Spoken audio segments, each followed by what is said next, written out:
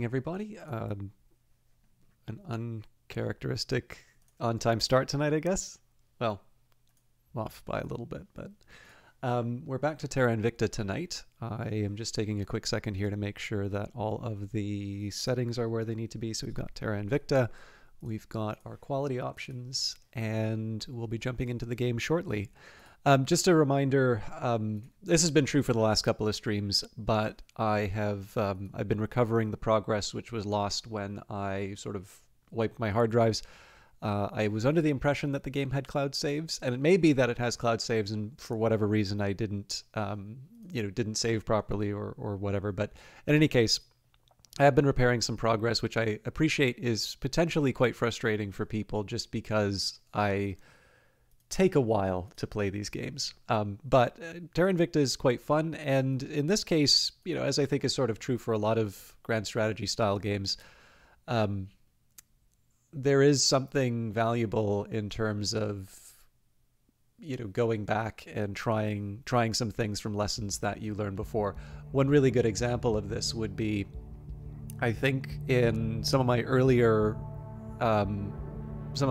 sessions of Terra Invicta, I probably over invested in terms of the ability to sort of capture control points through persuasion, and I think that's good. There is a place for that in the playthrough, but there is, of course, an administrative cap, and more importantly, there's only so many countries in the world, and once you hit that threshold, what you're going to be focusing on more is sort of disrupting your opponent's operations, potentially taking some of those for your own, which requires a very different set of skills than persuasion. So we're trying something a little bit new along those lines. Now, I can't remember if I did a different save before, so I'm just going to take the Twitch save. I will also remind you that I was given a key for this from Hooded Horse, the publisher behind this game. I was a Kickstarter backer on Terra Invicta. I'm happy to say, even though I've never played Long War, I was actually following this for a really long time. I was really excited to hear this prospect of sort of a well-known modding team take on a really interesting idea for a game. So my enthusiasm for the game is sort of twofold, right? In one case, as a backer, I want to see the game do quite well. But Hooded Horse did give a broadcaster copy of the demo, just kind of gave me a little bit more of the game than what the standard demo would give. And the underlying game here, I'm pretty sure, is from Hooded Horse. One way or the other, it feels appropriate to to sort of acknowledge that that interest, that thing of value. I think this is a great game on its own, but it's a lot better to just sort of know the circumstances under which somebody is broadcasting something. Actually, if you can excuse me for a moment, I forgot my notepad, which I was using for this, so I want to grab that. I will be back in probably a minute at most.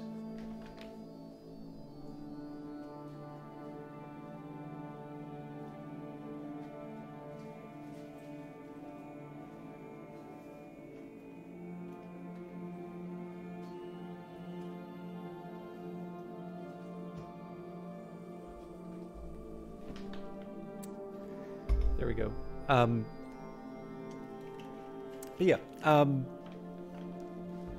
Let's take a look at the state of the world. There's a little bit of catch-up that I need to do for myself as well, so I don't think it'll hurt to see where things are. And I don't really remember seeing this many alerts before, so maybe let's go through the details. So Germany and Canada have ended their alliance. Germany, okay, so Project Exodus is the one who severed connections with me. That means we don't like them. North Korea, South Africa are allies. Poland and Pakistan are allies. A lot of activity in Turkey, so Turkey and Greece have ended an alliance. Slovakia ended an alliance. Turkey's got to be owned by an alien faction, yeah. UK and Portugal have ended their alliance. Okay, that's the initiative being sneaky. Georgia and France are now allies. We already assigned... Oh no, we still haven't finished the assignments. Okay, that's fine. Don't really care too much about these. I think one of the challenges here is that there's useful information that's conveyed in some of these, but I don't have exactly the details that I need. Oh, Dozer Trouble, how you doing? Oh, I'm very happy to see you. The 4 videos of Cyberpunk do not imply that I've suddenly become a Cyberpunk streamer. I was having some broadcasting difficulties, so it wound up. It was 2 streams, but with lots of stops and starts, regrettably. But always happy to see. As I remind everybody, I don't take attendance, so I'm happy to see familiar faces inside the channel, but never expect them because I wouldn't watch me. All right, where were we? But yeah, so I don't have that much in terms of these details here. It's sometimes nice to know when enemy counselors are in the region if I want to try and get some information on them. But I don't really focus that much on it. I'm usually just too busy taking care of my own things. Now again, Vatican issued a statement appearing to endorse the efforts of the resistance. That really weirded me out, because you would think that the servants would be opposed to me, and so I'm wondering what the kind of the other half to that's going to be. Okay, so what have I got going Standing on by for orders.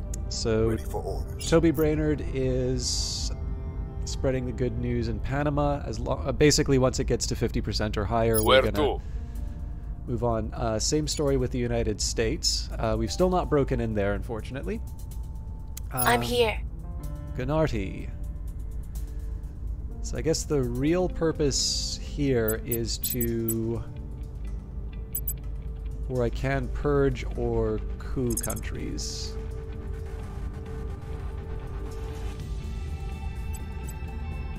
Targeting the opposition.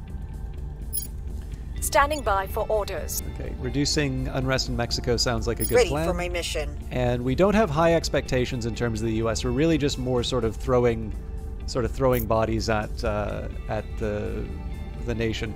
This is a little bit of a waste of a character, just because I believe you only get experience for successful attempts. But I do actually have use for. I kind of want to have a store of influence. Now, let's also just see if there's any opportunities. So first of all, we'll see if I can move people up, and then we'll also see if there's opportunities with organizations. Okay, so the Vela Fund is available to some people. This would increase wealth. Right, I remember this now. I think I'm going to leave that be for now. And then one other thing I was meaning to talk about was my choice to focus a lot on administration. So there is, I don't know why, but it's just really fun to watch, even if you can't always watch it. Well, thank you very much for saying that, Dozer Trouble. I will confess, I've been feeling very sorry for myself lately. I did a forecast for Dwarf Fortress, which, the full story of it, and this is not, I do not want this to make it sound like the head of Kid Fox is the antagonist here. But they sort of posted it sort of in, I think, some enthusiasm on Twitter, and it got something of a negative response, or at the very least a very dismissive and rude response, in my opinion. Sort of, they asked, would you like to, we decided to put the article out, essentially the thing that I'd released to them. And, I kind of cleaned it up and I added a technical appendix and all of that. And that doesn't seem to have really changed anything. If anything, I originally had the impression that people were not going to be dancing on the grave of it, but I'm noticing that there's still kind of comments coming in even after the fact. And what was particularly disheartening was I went over some of the comments on stream, and someone... I have a feeling that this was that they knew exactly what they were doing, but it's difficult to prove these things, and it's always nice to sort of assume, kind of assume good faith. But they went out of their way to link the Twitch stream where I was going over the comments. It took about an hour of material before I got to the article. And my view of this is that nobody is going... If people are going to, misunderstand the article, they're definitely not going to wait the hour while I'm going over the responses, and that's just going to result in hurt feelings and all of that. So I asked them to take it down, and they were really insistent on, getting that in the public record. So I DM'd them about it, and apparently that caused a bunch of hurt feelings in that. But apparently some people were talking about the lack of professionalism over it. Now, I mean, fair enough. I mean, you want to try and be open to, receptive to criticism in that. Would probably be better to hear that directly from people as opposed to hearing it from people who are really not responsible for what I say. But number two, I would really have to just appeal to the broader audience to take a look at the tone of what I was dealing with and what I said. I don't believe I ever attacked someone for essentially who they are. I have pointed out where a view is mistaken. I think a very common misunderstanding of the forecast is people assume that there is some way of determining whether a game is going to be successful in advance. And of course, if you have such a mechanism, you don't need to do a forecast. And I've pointed that out at several points, and I don't see why that is a reason to say things are unprofessional. But I think what's actually going on here is that there's basically a group of people who are allowed to have opinions on things. And if you're in the out group, you'll be tone policed, you'll be ridiculed. There's a couple of other things that I've observed that I don't want to highlight because I don't feel that, like, it's essentially a comparison to similar views that have been expressed elsewhere. And I don't want to point that out because, of course, that would, in theory, say that the other person is a good target for this kind of activity. And I don't think that's right. I think people should just chill out and maybe actually read the article and deal with things. But the thing that's disappointing is that I've been in econ seminars, and they are kind of famously brutal for their tone. So I was actually prepared for people to be kind of mean about the methodology, and I was prepared for that. What I wasn't prepared for was for the article to essentially be dismissed, and for essentially people to kind of try and reduce me to a figure of fun. And it's not even necessarily that I'm too good to be made fun of.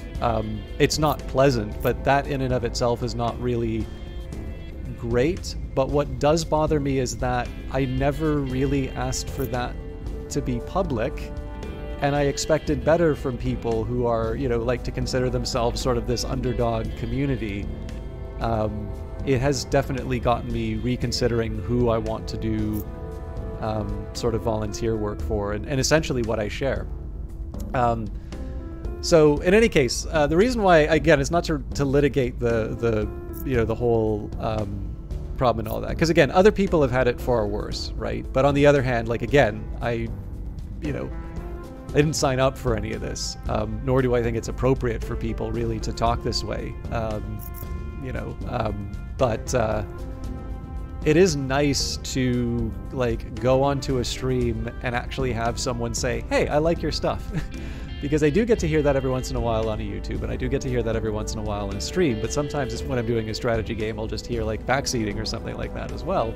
And that just gets me back to the point where I'm wondering why I do any of this stuff. So, that's a very long way of saying that you have said something very nice at a time when something nice is particularly appreciated. Also, thank you, Algrins. Again, like I said, I try not to feel too sorry for myself, and I try to be as receptive as I can for good faith criticism and so on and so forth. But I think it is fair to... Well, okay, because I opened this door, I'll put it to you this way. My estimation of at least a segment of the communities that sort of participated in that whole behavior, they have fallen in my estimation considerably. And I think the attitude is, well, who cares? You're a nobody anyway. Which is, again, fair enough. I am not important in those circles. It's why I think those people can, feel they can afford to behave that way. But unfortunately, what it does mean is that people who would have... it might have been more receptive to doing volunteer work for, may not get that anymore. Because I've never really been paid for any kind of game analysis. I haven't asked for money for game analysis. and it's very clear that there is a need for that. But what's probably going to happen is they sort of grandfather in the people who I've been helping already. And I think probably I will be much more reluctant to just have stuff made public, which is unfortunate, because actually the main reason I do that volunteer stuff is so that people can get the benefit of better understanding. But, like, to be completely honest with you, I don't feel like I need to put up with this stuff. I don't think the consequence of doing something nice for people should be that you now get to check Reddit and see, how people think you should be fired from your job, despite the fact that, one, that's not your job, and two, you're not seeing any benefit from that. It's just pure, pure disdain. No, I do it all entirely voluntarily. I've never been paid for game analysis. I mean, arguably, some of my stuff isn't worth paying for, right? I mean, if you were to make a business decision based off of the Dwarf Fortress forecast, you would not be in a good place. But I would also point out that both the original thing that I wrote and we lost Canada's defend interests. I should probably renew that. The original article, the one that was put online, I don't think there was ever a point saying make a business decision behind it. All of it was entirely about saying, if we assume one of the things that actually bothers me the most is that the number of developers who were ridiculing it, I know for a fact, based on their GDC talks, that they will be doing something very similar for their future releases. And obviously I'm the biggest idiot who's ever graced Medium, whatever they do is, the appropriate way of handling things. Because again, it's them, right? Obviously their intentions are pure and they know what they're doing, whereas I'm just some poser.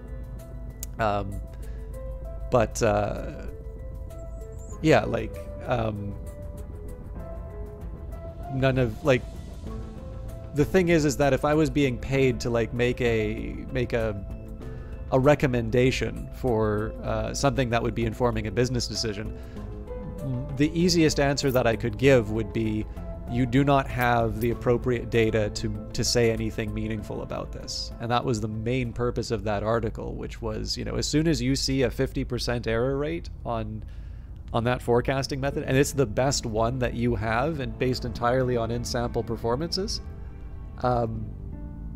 that's a big signal that you should not be relying on that.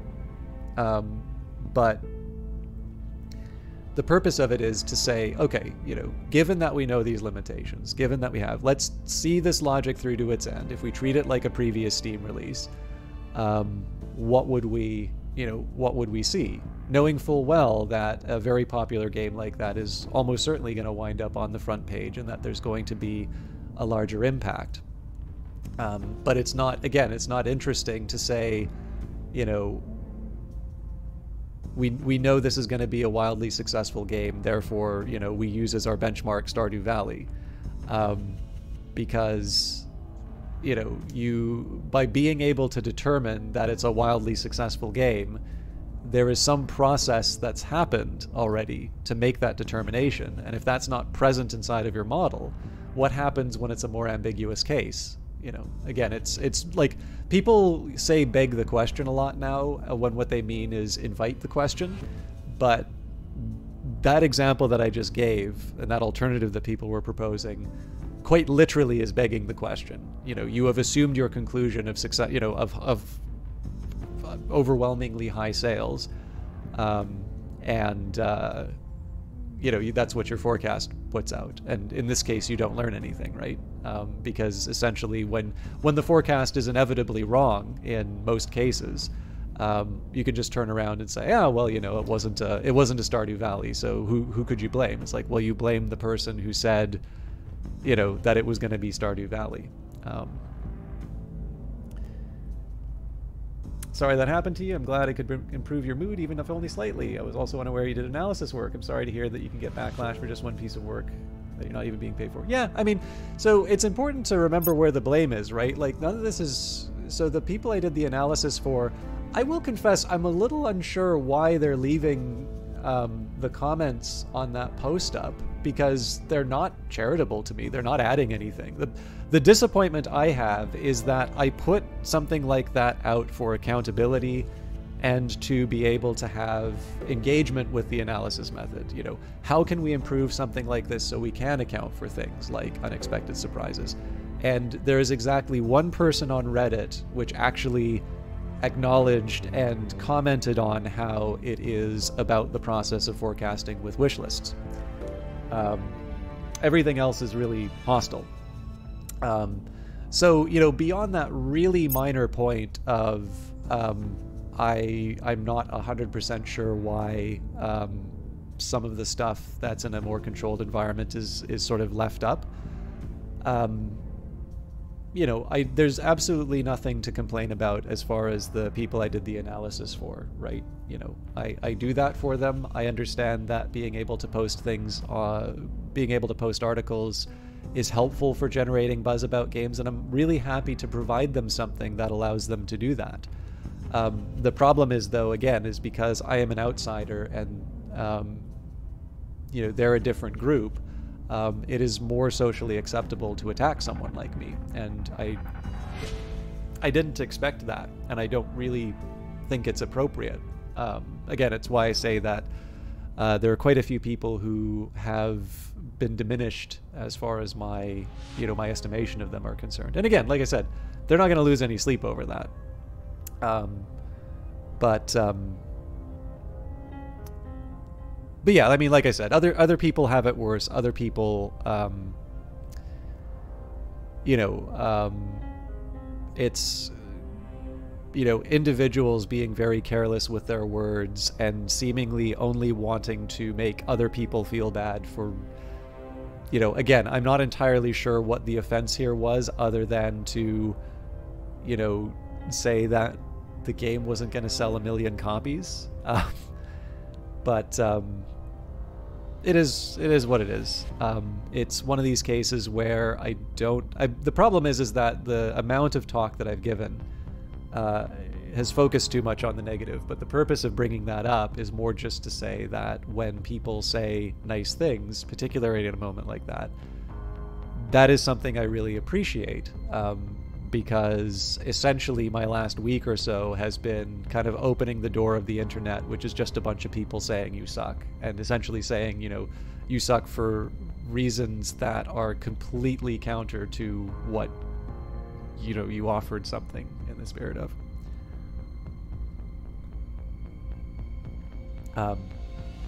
But I mean, there is a reason why I do that stuff voluntarily, right? I do that in a, you know, in a spirit of trying to be helpful and to try and pay back. Like the people who I do the analysis for, I've only ever heard nice things about them, and my individual interactions with them have usually been very, not even usually, sorry, that sounds like I'm hedging. Like every time that I've interacted with them, it has been very good. It's been very nice. It's basically just this outside force that's, you know, that's kind of spoiled it for everyone. So it is what it is.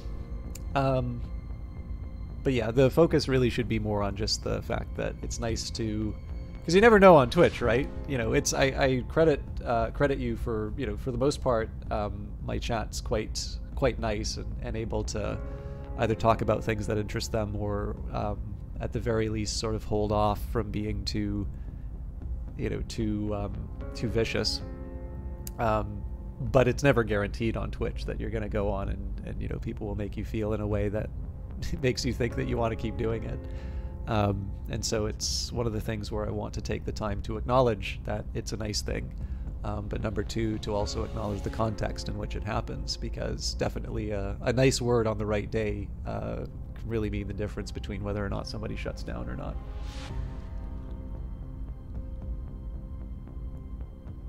How you doing, Quinn?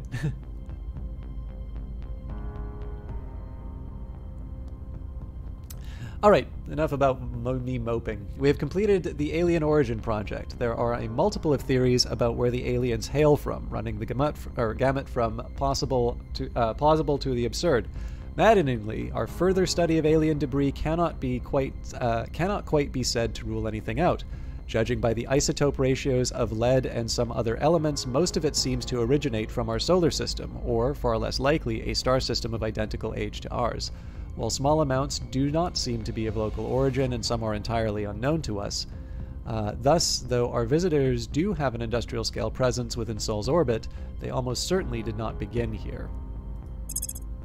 Objective complete. We have completed the Research Alien Origin objective.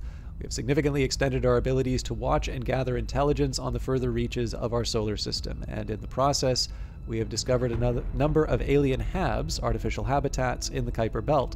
It seems our visitors have been here for some time. Observation of the alien HABs, along with re-examination of older telescope imagery taken from before the alien arrival on Earth, has provided a much clearer picture of local alien operations. At some point in the last several years, the aliens built their HABs and launched the ship that crashed down on Earth.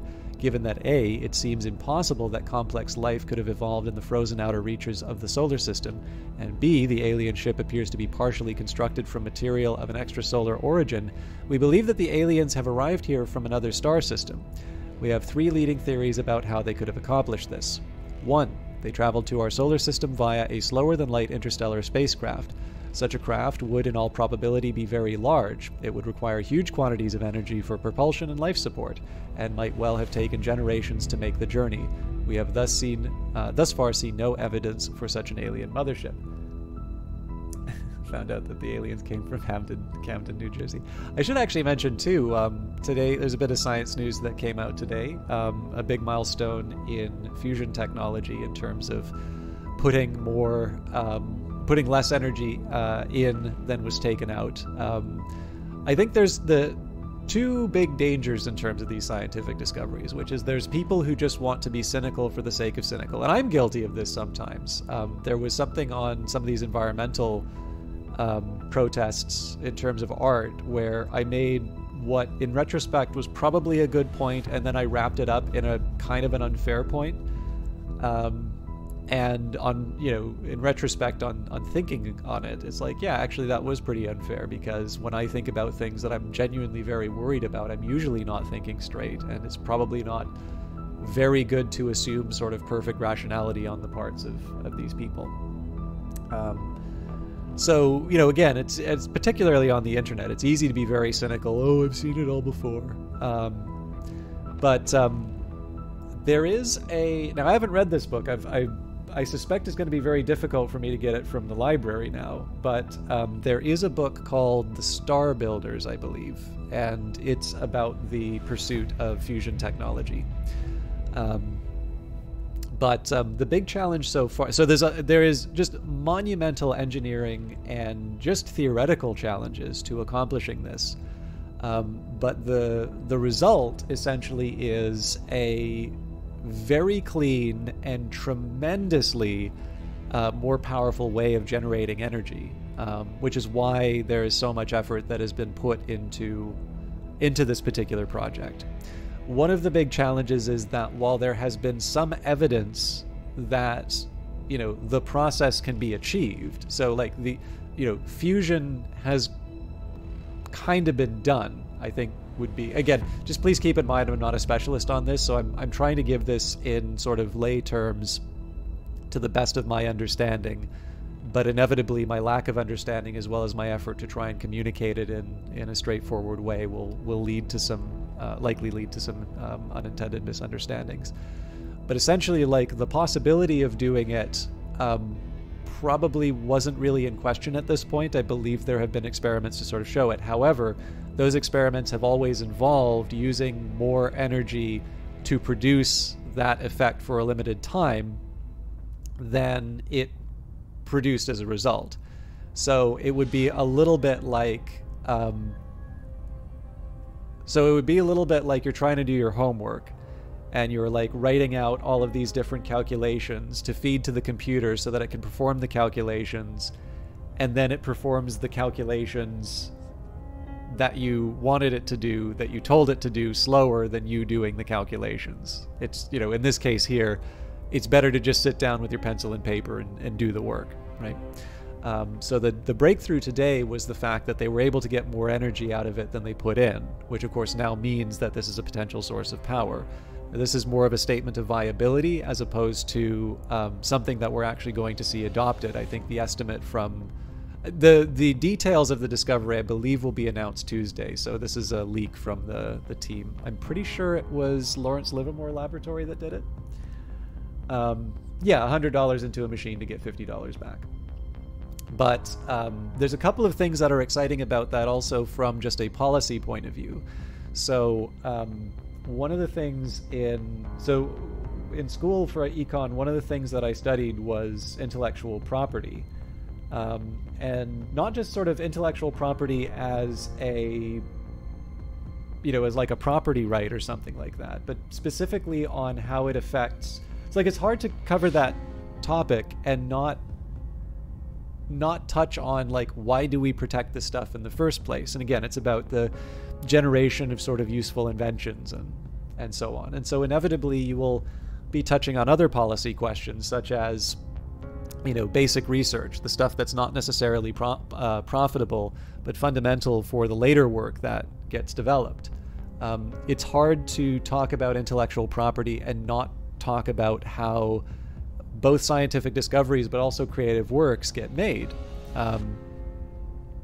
So this is kind of a bit of a justification for the significant efforts that the U.S., specifically the Biden administration, but I think probably it would be fair to say that this has been supported beyond just the last couple of years. But essentially there has been quite a bit of money put into this research. And it's a great example of that research paying off, that they were able to achieve this breakthrough.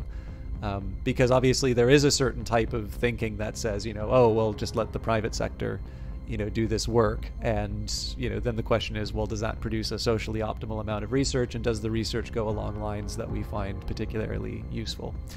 So again, I think the problem with these is that because people are wanting the sort of thing that's going to transform their lives overnight, it's going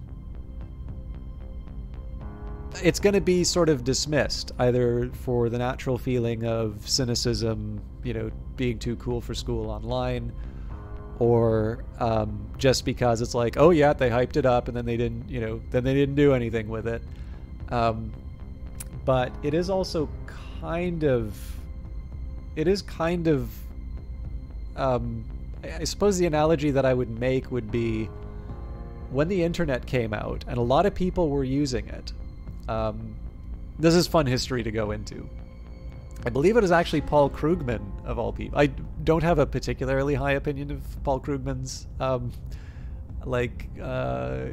essays, but it is also fair to say, like, in terms of his trade contributions, like, he is a significant figure. Just the thing is, he doesn't really seem to be doing that research anymore. He just kind of seems to be a pundit now, which is less interesting, right? It's why I'm interested in people like Tom Sargent, who, after getting their Nobel, are continuing to do a very active research program. But I believe he is quoted as saying that the internet will be about as influential as the fax machine. So it's not to say that it has no effect, but it's not this big groundbreaking activity. And again, it's worth keeping in mind, this is at a time when the usage of the internet is going up. And it's also fair to say that that skepticism held. So, you know, now we take the rise of Amazon as an inevitability. But again, if you look back at the time, you have, you know, any number of .com companies which have these preposterous business models, which basically just say, I mean, it's kind of like what you'd see with, you know, like Bitcoin now, or well, crypto in general now. No, it's not so much as many Bitcoin startups, but, you know, like essentially, this is not the first or last time we're going to see this kind of activity, but essentially, there's the .com bubble, very famous bubble. It's not that hard to read up on. It pops, and at that point a lot of the skeptics about the internet are feeling very pleased with themselves. They're like, see, we told you all along. But it's so obvious now, in hindsight, that this produced a new, like a whole lot of very productive activities.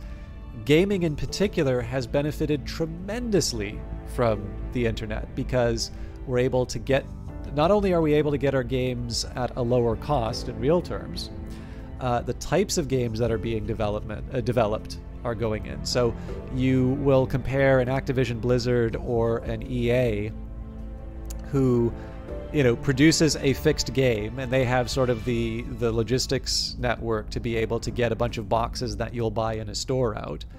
And I mean, there are people who were working otherwise. So Epic Games started off, you'd mail them out, they'd mail you a floppy disk or a CD. I don't know, like this is not an individual experience that I've had, but like they'd mail you some form of media to get it back. And Spiderweb Soft came out of that as well. But even then, you have to worry about things like getting a credit card company to give you a terminal as a serious business, as opposed to thinking that you're some sort of a scammer. And then, of course, more importantly, you have the development, the digitized platforms, and particularly the rise of the smartphone has also led to one of the largest expansions of gaming, which is free-to-play mobile. Let's think of some of the companies that existed after the old model, like Riot, right? Could you imagine Riot existing in a time where there isn't an internet? Or Digital Extremes. I guess Digital Extremes kind of straddles the two because they worked on the original Unreal, which is more of a traditional, like buy a box and take it home sort of thing. Valve would clearly be a very different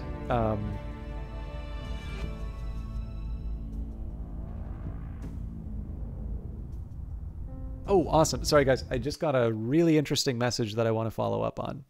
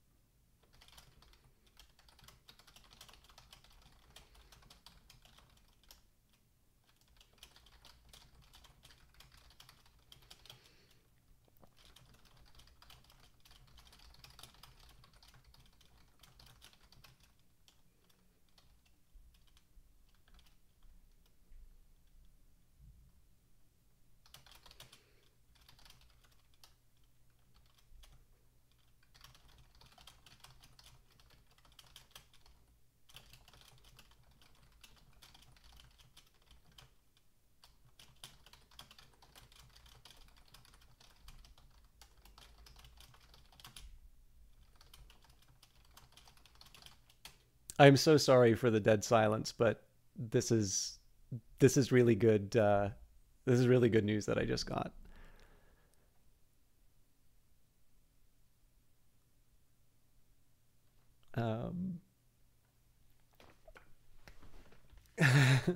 There's a lot of typing. It's not silent. Yeah. Well, I mean, we're kind of off of Terra Invicta again, too, but this is a really wonderful opportunity that somebody just let me know about, and I wanted to tell them I was really interested in this. I don't like talking about this stuff in advance, so but my promise to you is when it does happen,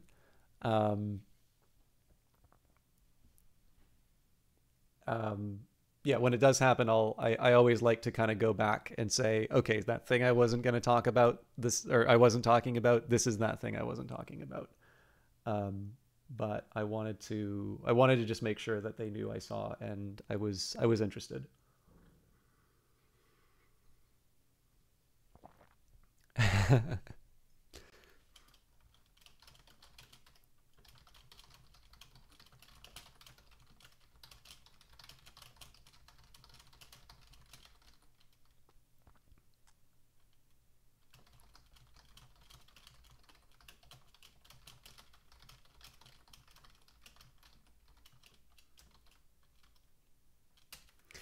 Okay. But yeah, so just to bring this back, because we were talking about fusion, we were talking about the internet and all of that. Like, so the thing is that after the dot-com bubble, even then, right, even though everybody's sort of accepting that the internet is a thing, there's still an event that happens where people are feeling like this was overhyped and it's not going to have that big of a change. And yet, at least in terms of my lifetime, I think it's fair to say all of our lifetimes, although I know there's a bit of an age distribution in terms of my channel, you know, that essentially we don't really have a good kind of grip on life without sort of this access to sort of plentiful data. I don't think any of us really. So I'm gonna go old school. I'm actually gonna go and watch Avatar. I hope I get a chance to watch. Or I guess I can't watch it Friday because I'm streaming. So I guess I'll just have to do it on the weekend. But okay, yeah. Well, I got to be careful too, right? Because like, there's the difference between like the year you're born as to whether or not the internet is like a widely used thing, compared to like you have like specific memories of interacting with, you know, with things that are pre-internet and all of that. Like, you know, I was into computers at a pretty young age, so I definitely know that my interactions with the internet have been different. I mean, if nothing else, you know, the funny thing is actually for my internet, like when I left home, I always went for the cheapest high-speed internet package that I had. So it's actually only since I've been streaming really that I've had like a really killer internet package. But like on the other hand, like I don't think you can do Twitch with one of those modems that like screeches at you. I know the sound at least, you know, we can put that on for an hour of screechy modem ASMR if you want. But I guess the point that I'm trying to make here now, right, is that in hindsight, of course, the internet seems like this 9600 baud. Is that the name of or maybe a transfer rate, right? 9600 megabytes.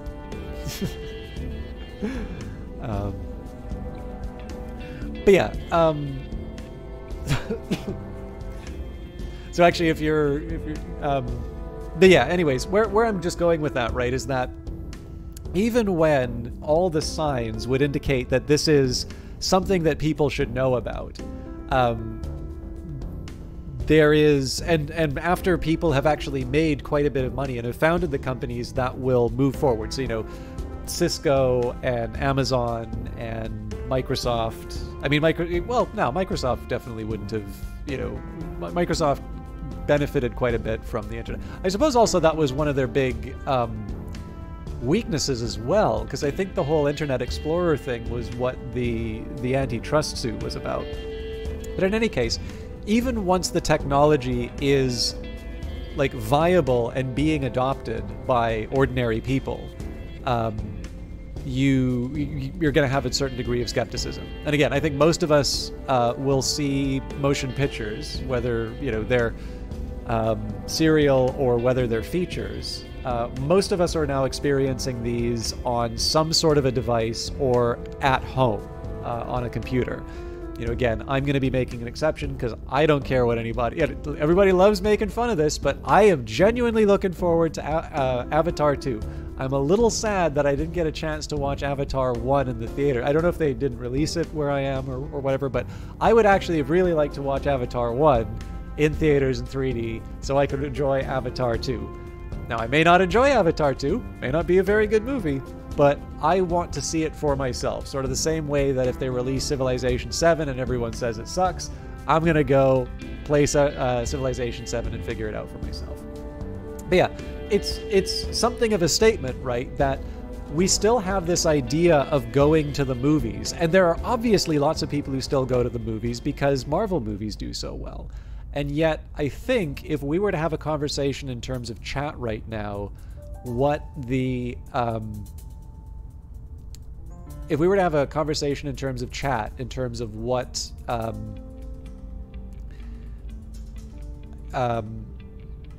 like the latest stuff that we've watched, or if we were to have a chat about movies, I think most of what we would be discussing would be things that we had watched at home. The last thing I've watched in theaters was Tenet, which I actually quite liked.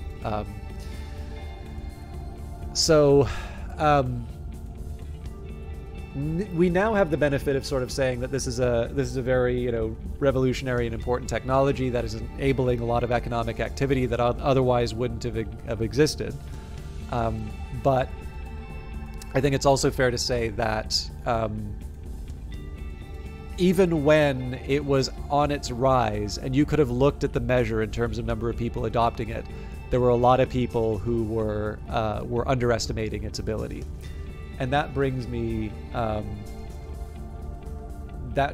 back to this fusion announcement. Now again, we can't predict the future. I think that I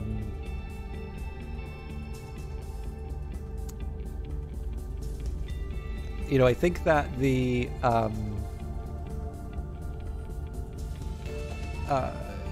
there's a long road to go, and like more importantly too, like we don't know. I couldn't tell you if it's a private company. I can't tell you if it's going to be more government research.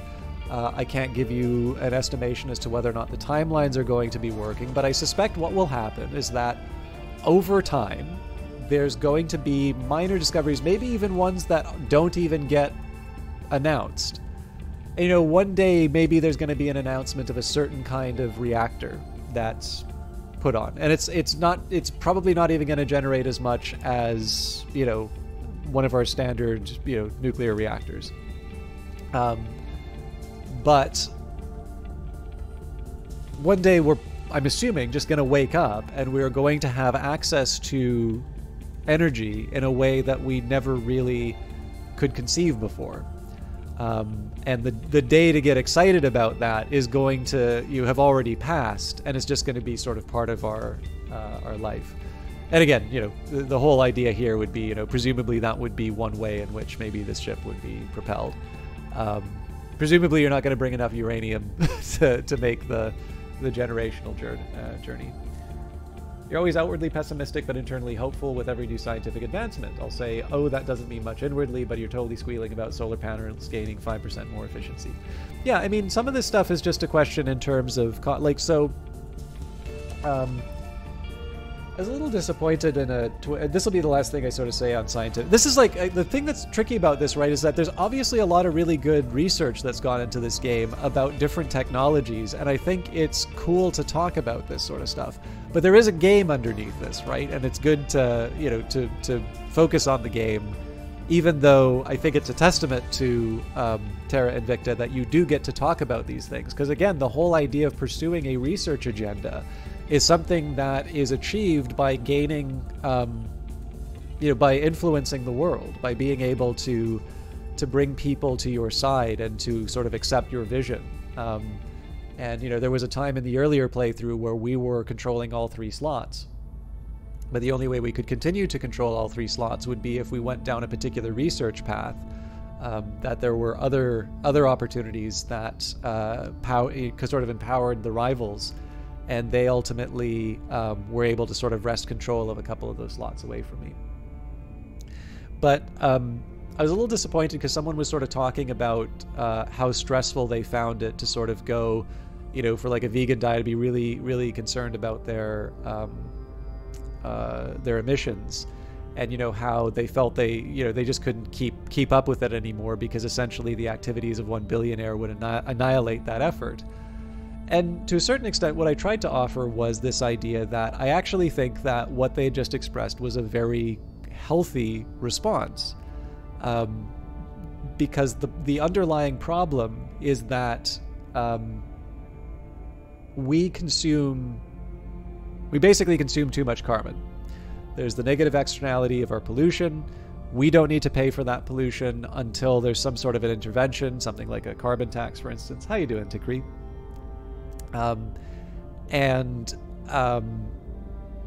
The reason the problem exists is, again, because people are not focusing on it. And so to make someone into a martyr, to basically say, it's like, okay, you are the one person who needs to sit down and measure all of the stuff that you're doing, is really unfair. Like, it is essentially the heart of the problem. If people could do that, a large enough group, we wouldn't require interventions to be able to sort of get to that socially optimal level of consumption.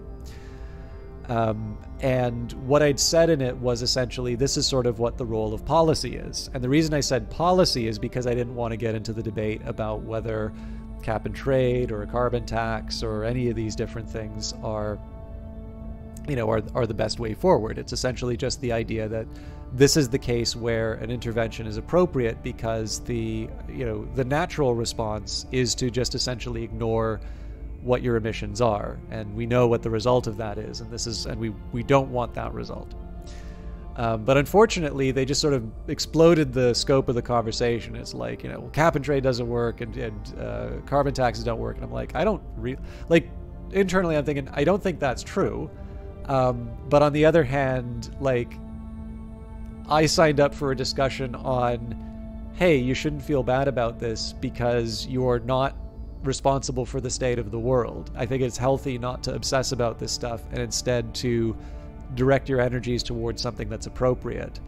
But, obviously, once it started shifting towards talking about the inadequacy of all the other policy options, I'm like, well, I feel kind of equipped to talk about this stuff, but I don't feel equipped to talk about it on Twitter, and I don't necessarily think this is something we want to spend some time on. So it's hard though, right? Because you don't want people to be too stressed. But when you're talking about gaining efficiency, right? Like, as soon as things become economically viable, people will voluntarily move into technologies like that, and that's a good thing. So it's a sort of thing where there is, again, you don't want to be reflexively cynical, because that's just not adding anything to the conversation. You don't want to be, have your mind so open that you just lose any sense or any perspective. But I think in this case here, the fusion announcement, presumably tomorrow, by all standards, seems to be, one of these rare cases of a real breakthrough, and it's something that we should probably be excited for. Anyways, I will not do the same monologue on number 2 and 3. The aliens, or their ancestors, arrived long ago and have been recently awakened from hibernation, or they have been constructed somehow from raw materials. We currently have no explanation for how this might be possible. No problem, Dozer Trouble. Thank you very much for hanging out. I'm sorry I didn't give you more gameplay, but it was again, so what's wonderful now is that there was good news on top of your kind words. So I'm glad that you were at least here to know that there was a great opportunity that came up for me. But I hope you have a great evening. If I get a chance to see you later tonight, we'll hopefully show you a little bit more progress in Terra Invicta. But if we don't get a chance to see you for the rest of tonight, I wish you well, and I look forward to the next chance I get a chance to chat with you. All right, the aliens have developed some means of faster-than-light transport, such as, and I think we looked this up last time, actually, an Alcubierre drive or traversable wormholes. While this theory might seem fanciful, the possibility of long-dormant aliens in the outermost regions of our solar system seems equally unlikely. Our imagery analysis has also identified a structure on the alien surface base emitting highly unusual energy readings that do not appear to match any known form of power generation. Once again, our research has left us with more questions than answers, but evidence suggests that the alien HABs represent a key part of their logistics network. If we intend to oppose their operations, their HABs should be the primary target. Okay, so I'm actually going to take a quick second here to look up the drive. So I'm just on my Steam overlay.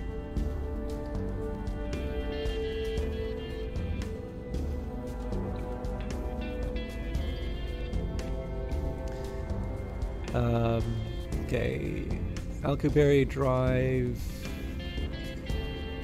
or possibly Alcubierre, maybe, is a speculative warp drive idea according to which spacecraft could achieve apparent faster-than-light travel by contracting space in front of it and expanding space behind it, under the assumption that a configurable energy density field lower than that of a vacuum, that is, negative mass, could be created.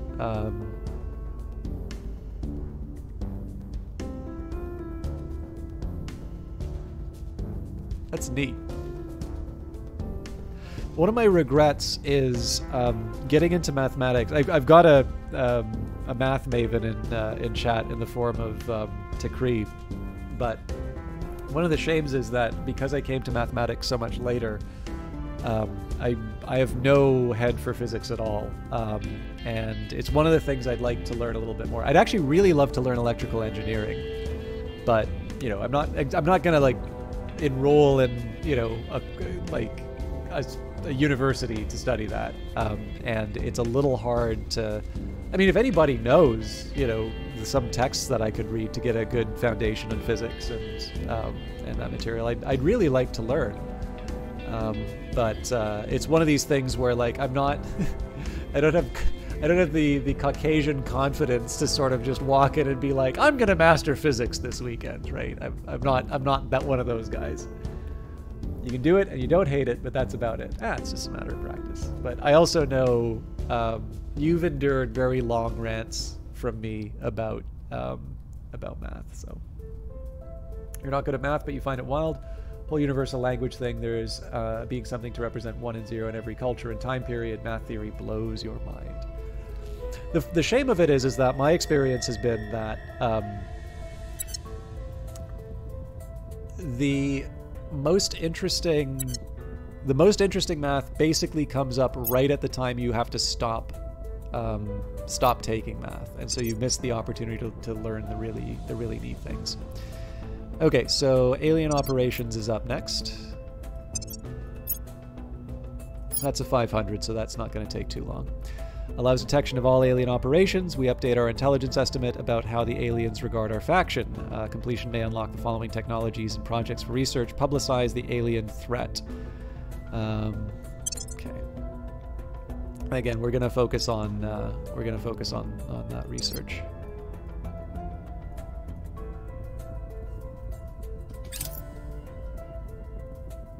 Your second favorite teacher in high school gave you a few really cool books when you retired. One was a dictionary of interesting and notable numbers. You loved that book so much. So do you have some examples of them? Like the ones I would have imagined would be like the square root of 2, pi, e, maybe I. No, not maybe I. I guess I would have to be one of them. Maybe like Avogadro's number. I don't know if I pronounced that correctly or not. Oh, Jevon's number might also be in there as well. Do you have like that? That would be my short list. Do you remember what some of the interesting and notable numbers were? All of those. Your favorite was the entry for 0 because it didn't exist in math for way too long. Yes, that's an Indian innovation, if I'm not mistaken, right? An alien vessel has crashed down in Guatemala City region in Guatemala. While the wreckage is unrecoverable, we suspect the alien life form escaped into the surrounding countryside. Well, that's in our domain, so we should be able to have some people that follow up on that.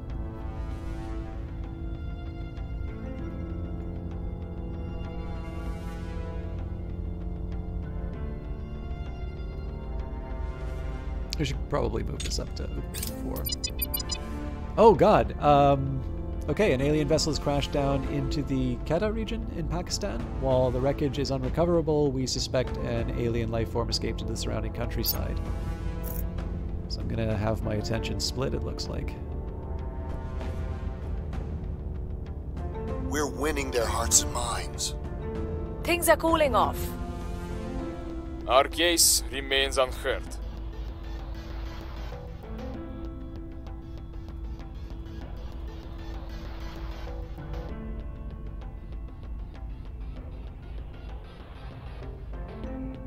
Notice our probability here has gotten a little bit worse. Completed management research. We've completed the management research project. This is a repeatable project. The required research to finish it increases by 1,000 each time it's repeated, and it increases our management capacity by 5. So, I do want to take a second here. So, a 2,000 research project is a lot to ask right now. So the next question is, do I want to do that, or do I want to start focusing on some of these other, like, quote-unquote minor topics? So let's say...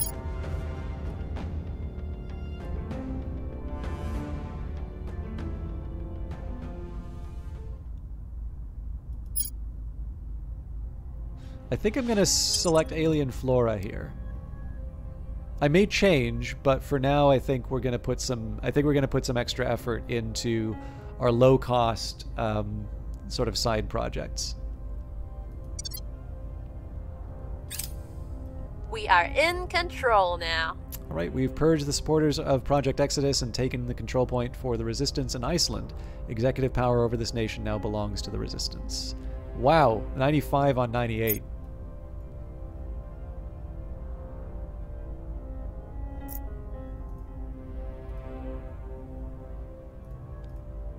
We were unable to establish control. Yeah, so no surprise on the 6% there.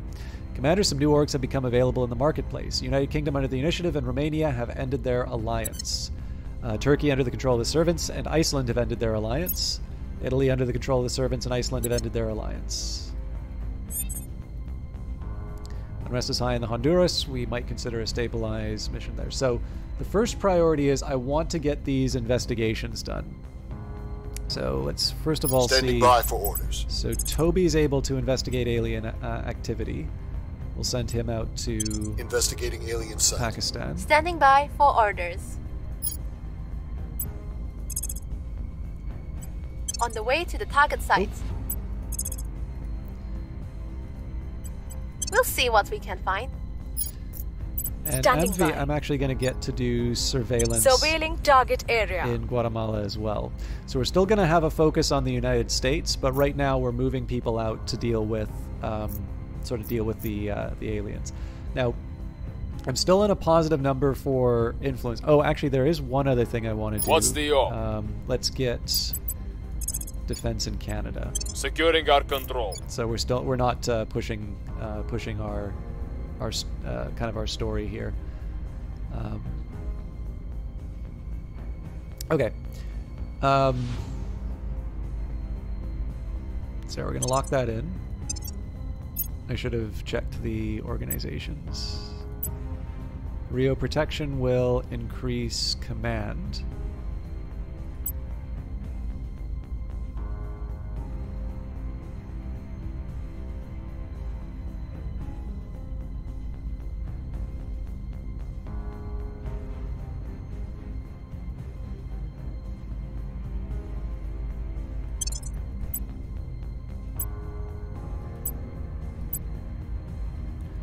Okay, so who's got my highest command?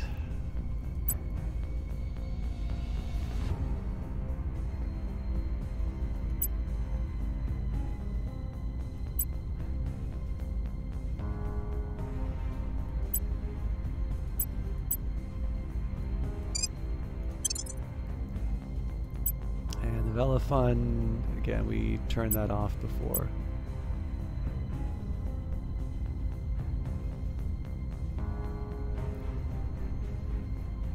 I really do feel like adding DARPA to the list would really push us ahead.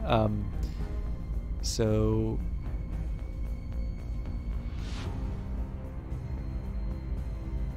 yeah, I don't know. We'll sit on this for a little while, but oh yeah, sorry. I was going to talk about the control points. So just a quick reminder here. We are currently managing control points with a value of 191.19628 against our cap of 183. Being over the cap costs us 0.18 per day, which is reflected in our national influence income. Enemy missions targeting our control points will receive a bonus. We may abandon control points to reduce the cost or increase our cap through research or increasing our counselor's administration, command, and persuasion attributes. So this time around, I've been very heavily focused on administration.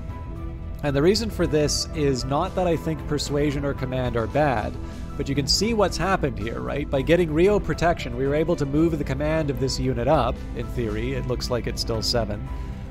So the idea here is that by investing in administration, we're not only increasing things as far as the admin cap goes, but we're actually reinforcing it through the acquisition of further organizations. Which sort of makes sense, right? Because if you think about it, right, if you're a faction which has a certain amount of control in the world, like basically certain administrators, and they're going to be able to manage certain things, but presumably your ability to manage the world's affairs will be greatly enhanced by your, control of organizations like the World Bank. So I actually don't mind the way that that's set up, but it does make me think that maybe focusing a bit more on administration than I did before is the right way to go about it. I may wind up paying for it, right? I may find that I'm too weak in other regards to be able to capitalize on it. But essentially here, everybody's been getting some heavy investment in admin to help me out with my not only with my cap, but my ability to manage the world's affairs.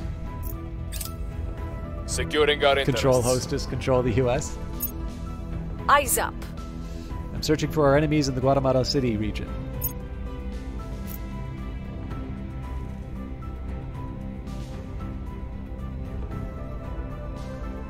Okay, so looks like there is something in Belize for us to work on.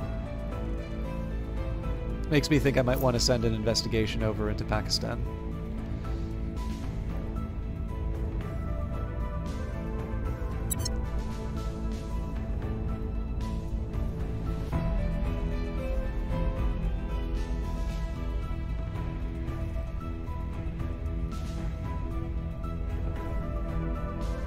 We're now able to undertake the lithium-sulfur batteries project. Allows construction of the following ship components, lithium-sulfur battery. Actually, it also occurred to me that I should be going to my nations window. I got a couple people who I want to switch to the My Resist option. There we go.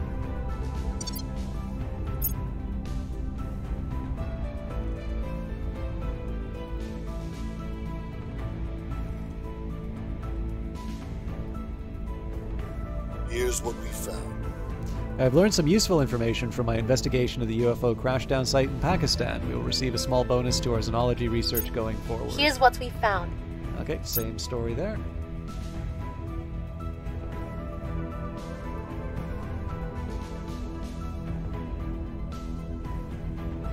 We failed to take Okay, control. we got a few things going on here now. So, agents for the resistance have spotted... counselors for the servants in Riyadh. Some leaders in the Himalayan states have suddenly shifted their allegiance to the aliens.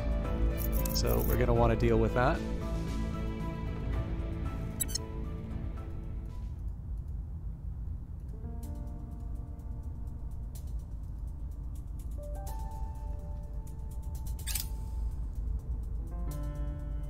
Okay, lots of stuff to get through now. So Ready to go. our control point in South Korea would be better protected from enemy purges with a defend interest mission. Maybe, but South Korea isn't kind of considered a core priority right now. Okay, so we're gonna send Toby to On the way to Kathmandu the now to target deal site. with the Standing by. the terrible things that the aliens are doing. What's the op? Okay, so Amvi with her high command, I think is our... Wait, investigate... Wait, hang on. Who can assault then? Where to? Okay. Oh wait, no, sorry, I got this wrong. Amvi's the judge, Guntari's the rebel. Okay. So, pretty good chance on its own. 10% of my ops to bring it above 90? I think we'll Heading to the LZ. leave it. Ready. Okay, now we're gonna move her to Pakistan. Oh, but I don't remember which... This was the region Initiating we were surveillance. investigating. Acknowledged. Okay, now Andre can also do surveillance, so the question is, do I want to surveil... Actually, yeah, I am going to surveil Eyes up. Kathmandu. And again, that comes at a cost, right? We're not pushing our interests in the United States, but I do want to keep on top of alien activities happening on Earth. Surveilling target area. Initiating recon.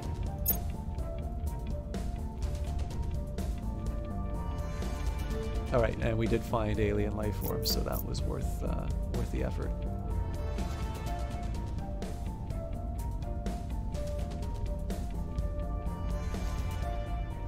United States of America has imposed economic sanctions on Russia.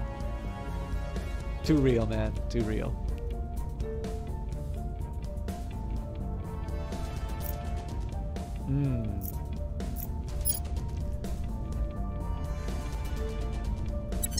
Now, there are rebels, so I'm not expecting that much activity inside here, but... By the numbers.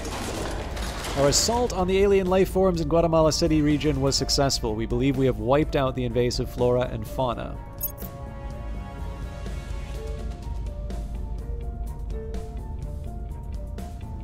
We found something.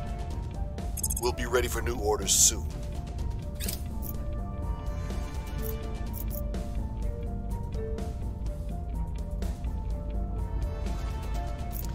Project complete. Alien operations. We have completed the alien operations project. Unhelpfully, domestic law enforcement tends to close investigations once apparent abductees return, and thus it has fallen to our local operatives to follow up on the many rumors of erratic or aberrant behavior amongst the reappeared. Concerningly, their investigations and interviews strongly corroborate these reports, and indeed suggest that the true purpose of alien abductions is something other than mere research and experimentation. We do have some new understandings on alien activities and how humans may resist them. We allow the detection of all alien operations. We update our intelligence estimate about how the aliens regard our faction. Updated codex with new information. Enthrall elites, enthrall public, and enthrall unaligned elites. Following projects may unlock for us to research in the future. Our current chance to unlock the project once all the prerequisites is fulfilled is also shown. Publicize the alien threat. Objective complete. We have completed the research alien operations objective. The situation is worse than we had feared. All the countries with high abduction rates are now showing aberrant political trends. We have tracked rapid swings towards pro-alien views in ways that are extremely concentrated by geography, spreading in ways that more closely resemble infectious disease vectors rather than communications networks. By the way, this is actually a thing. There has been some modeling in terms of opinions using sort of network analysis to actually, like, the transmission of information does actually sort of show those kinds of patterns. It's weird and wonderful to see in equal measure. These changes are being accompanied by sharp shifts in policy, with key officials and leaders either being replaced with pro-alien figures or, more disturbingly still, abruptly changing their beliefs and publicly expressing conciliatory views towards the alien presence on our planet. Multiple independent reports have noted sudden and uncharacteristic behavioral changes in these individuals, describing them as aloof, phlegmatic, and disinterested in any issues other than human-alien relations. None of our sources were able to offer any explanation for these changes. In the absence of any real evidence, attempting to explain these developments is difficult. We have found ourselves falling back on theories drawn not from field reports but from science fiction. At present, our best guesses are as follows. 1. The aliens are capable of mind control, perhaps via telepathy, a parasite, or some form of advanced technology. 2. The aliens are replacing abductees either directly, using some sophisticated method of disguise, or via clones. Whatever the explanation, we must act quickly to attempt to slow the growth of their influence. Earth is engaged in a shadow war, and at present the aliens are winning. We have activated an alien threat monitor. It is viewable on the alien tab on the intel screen. New objective, research alien movements. Our long-range tracking technology has proven adequate for observing the stream of alien spacecraft moving around the solar system. However, all of our attempts to track alien movements on Earth itself have so far ended in failure. To effectively counter the spread of alien influence, we need to be able to detect individual alien infiltrators here on the surface of our planet. Research the Alien Movements Project when it becomes available.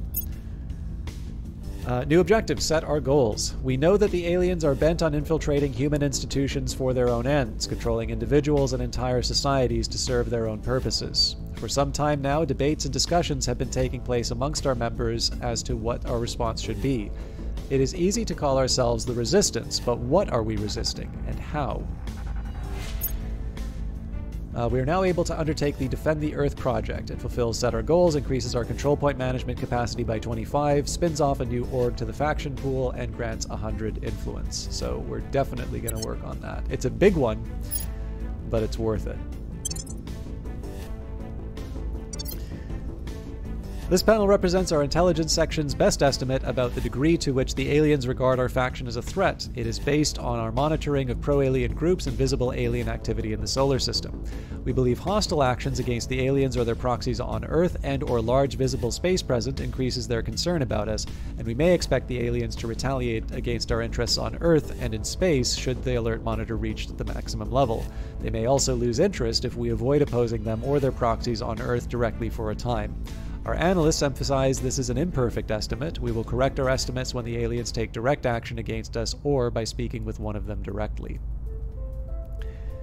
I always really like that. So one of the things, we're starting to get closer to the points that I had seen in the game before, but this is the point where I really got like invested in terms of the specific Resistance playthrough, where you're working on this and you're discovering that things are getting even worse than you would have expected. It's in one sense it's terrible, right? Because you're like, oh god, this game got even harder. But in another sense, right, it's exciting that there's more and more things to discover as the game goes by. Let's take a quick look at relations.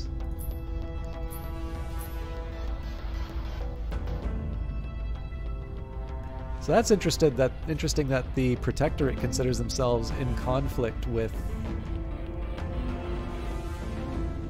the aliens. Was that always true?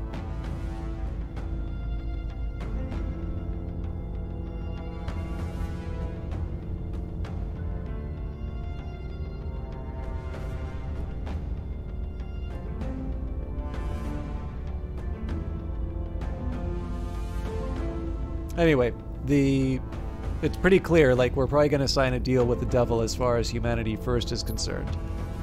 Oop.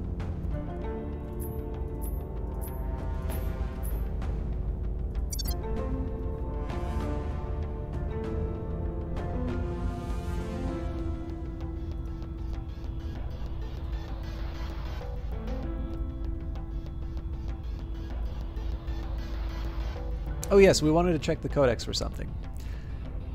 And beware not to lift up your eyes to heaven and see the sun and the moon and the stars, all the host of heaven, and be drawn away and worship them and serve them. Bible, Deuteronomy 4:19.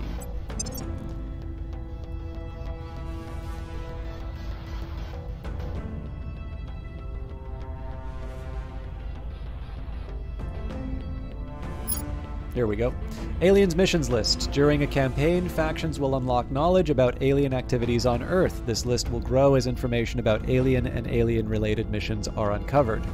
Abductions. Gather some humans from a region to study how to improve the alien ability to control them. Espionage spends ops points. So if we protect ourselves with command... Interesting. And we also need to figure out what's going on with xenoforming.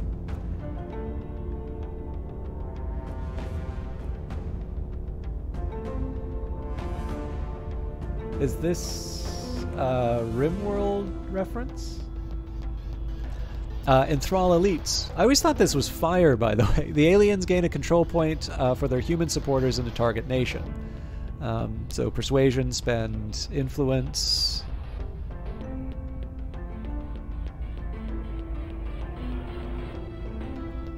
Enthrall public. The aliens domesticate a portion of the human population in this nation. And then enthrall unaligned elites. The aliens gain an unaligned control point for their human supporters in a target nation. So that's actually kind of neat. So this seems to be about flipping points, whereas this is about gaining points.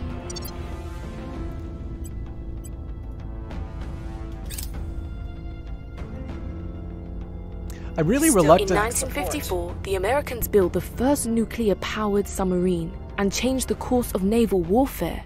Now, it is upon us to become the creators of the first nuclear-powered spaceship.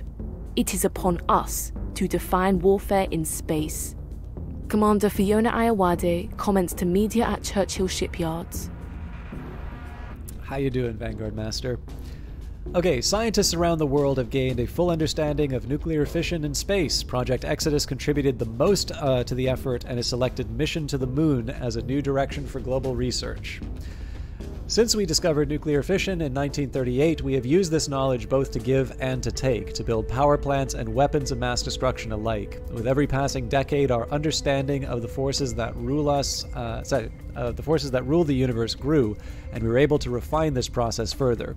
However, until now, reactors needed the pull of gravity in order to contain the chain reaction and to keep the water flowing. Without that flow, nothing happens. For fission heats water, water becomes steam, steam turns turbines, and turbines generate energy. Now, combining our new concepts for deep space propulsion and our decades of experience in nuclear fission, we are able to stabilize the first nuclear reaction in space. With our new reactor designs, we no longer need gravity to collect the energy released by splitting atoms. Our new containment systems ensure a safe, sustained chain reaction in zero-G. Thanks to this achievement, our fission-powered spacecraft can now reach the darkest and furthest corners of our solar system. Nuclear reactors will power ships, weapons, and habitats, enabling us to harness countless resources far beyond our homeworld's atmosphere and meet the aliens in the vast openness of space rather than bound to our own soil. Furthermore, these new technologies will help us build the next generation of solid fission systems and explore the even greater energy potential of nuclear fusion in space.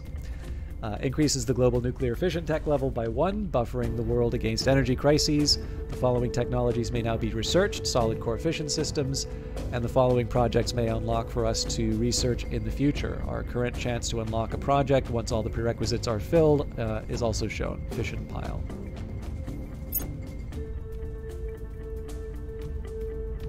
All right.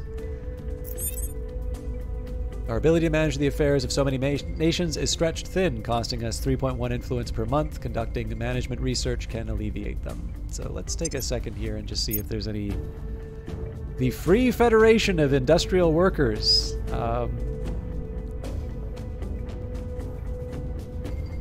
That is pretty darn good, actually.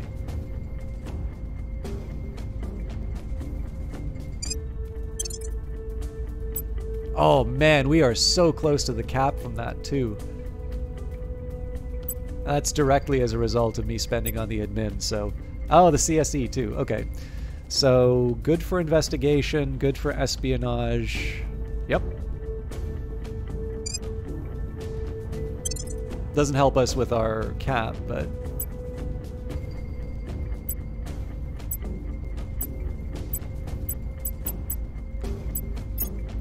I think it's all 20s at this point, but...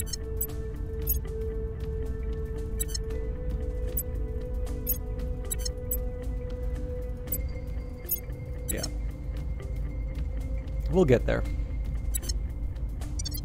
Okay, so, got a few things I want to do. First of all... Acknowledged. Guntari's gonna go blow up some aliens again. Just another bug hunt. This time I'm gonna assault... Going in hot.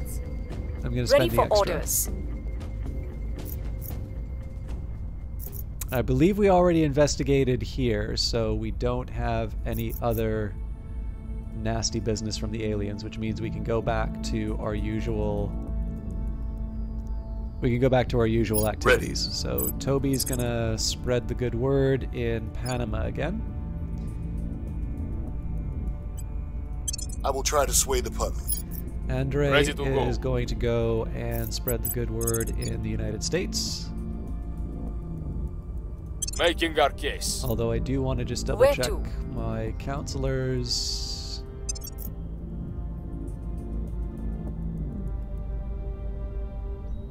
Okay, yeah, that's fine. AMV. What do I do with you? I guess we've been using AMV to lower unrest in Mexico. We'll restore peace to this nation. I mean, one thing I could do is just take one of the low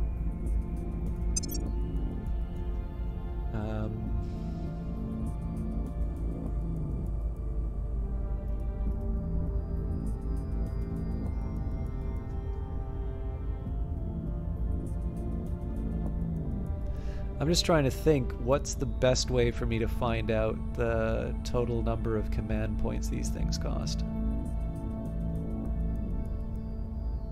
Oh, here we go. Cost against cap 139 versus 188. Okay. Now Belize is sort of in my territory, so even though it's a low, like it's a low one, but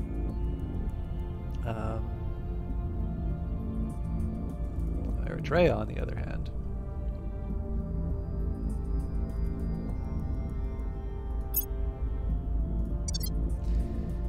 I think we will abandon. That's just because that puts me under the limit. Oh, haven't locked it in. Okay. Let's see how it all goes. New project available. We are now able to undertake the Publicize Alien Threat Project. Gains a public opinion boost for the resistance around the world. I wonder if that's a repeatable...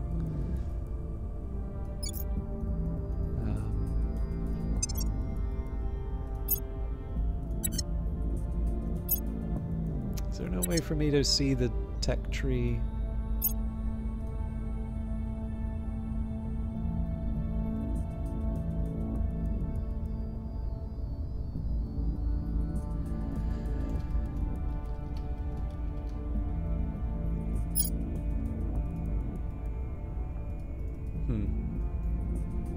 Doesn't really give us a big...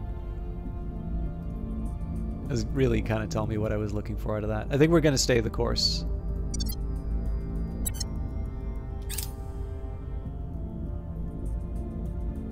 Now, I should also ask, because I'm kind of at the start of the game again.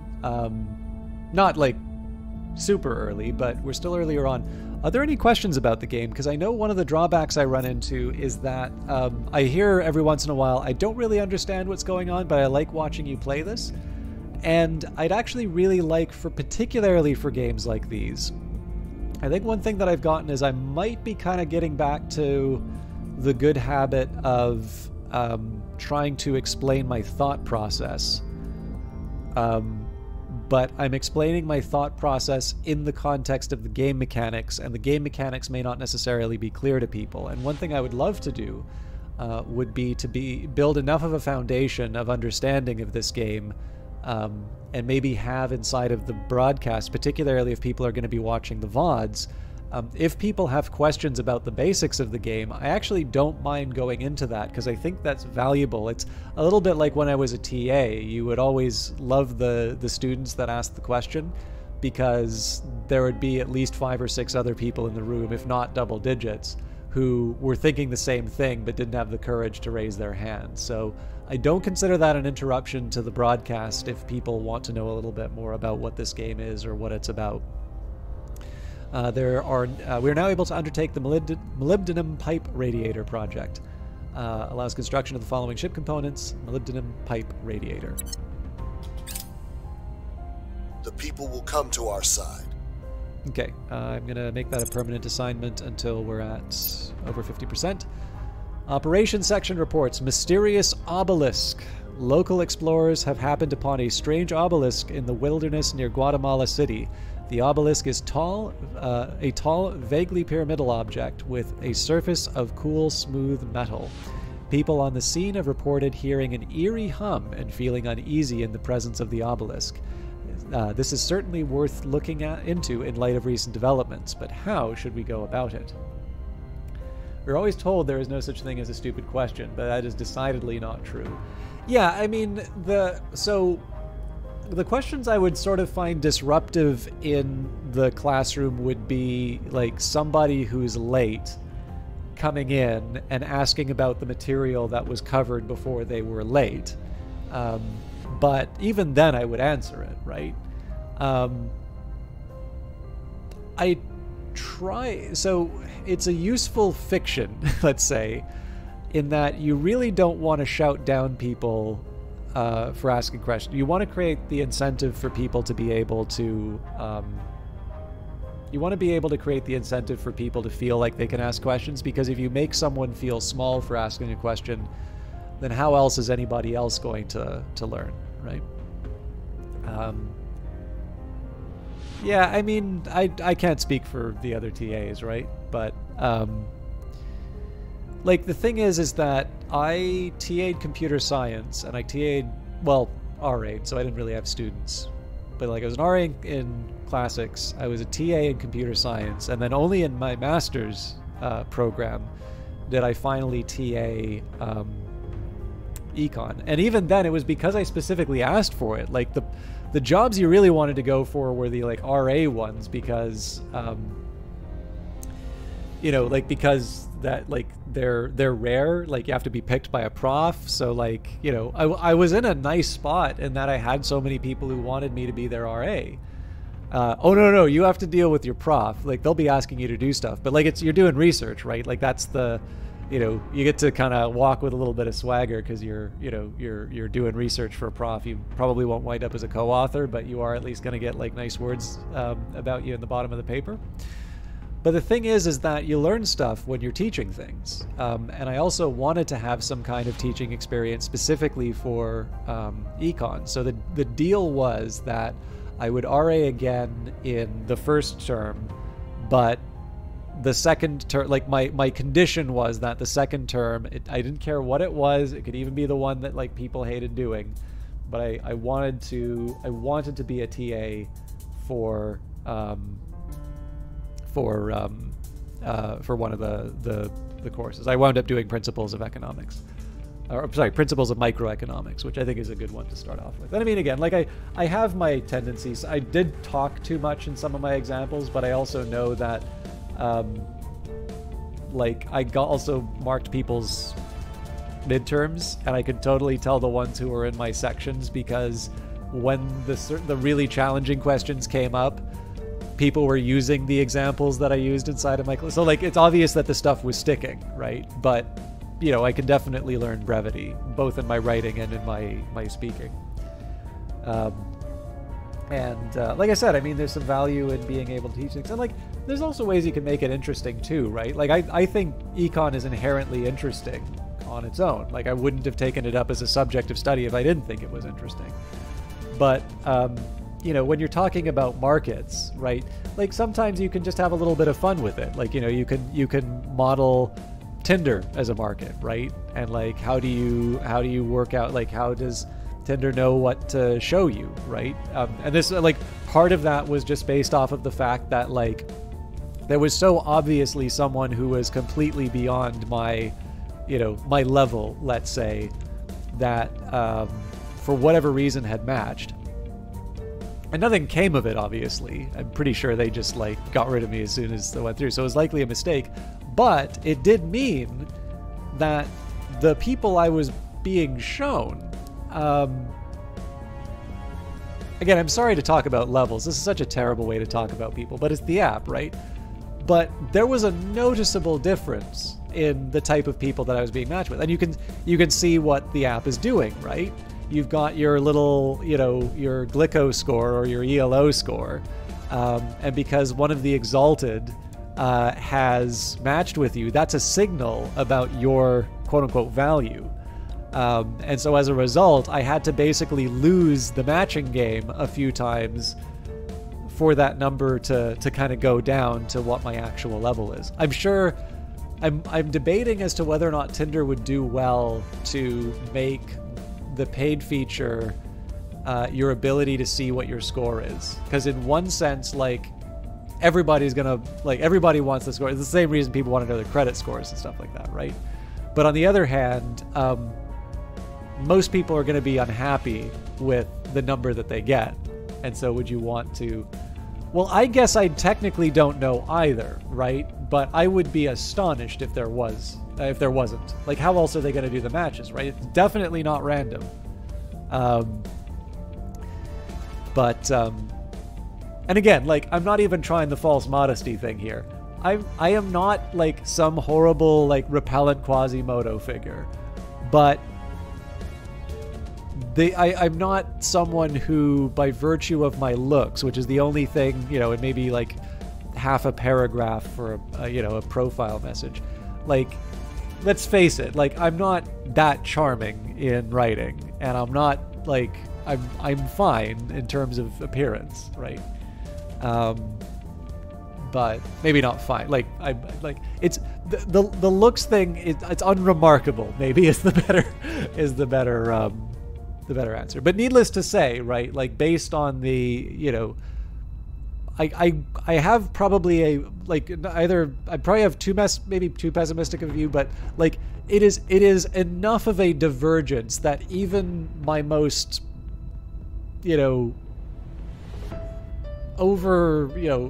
overblown ego or whatever would say that something in the natural order has been upset that this match has occurred.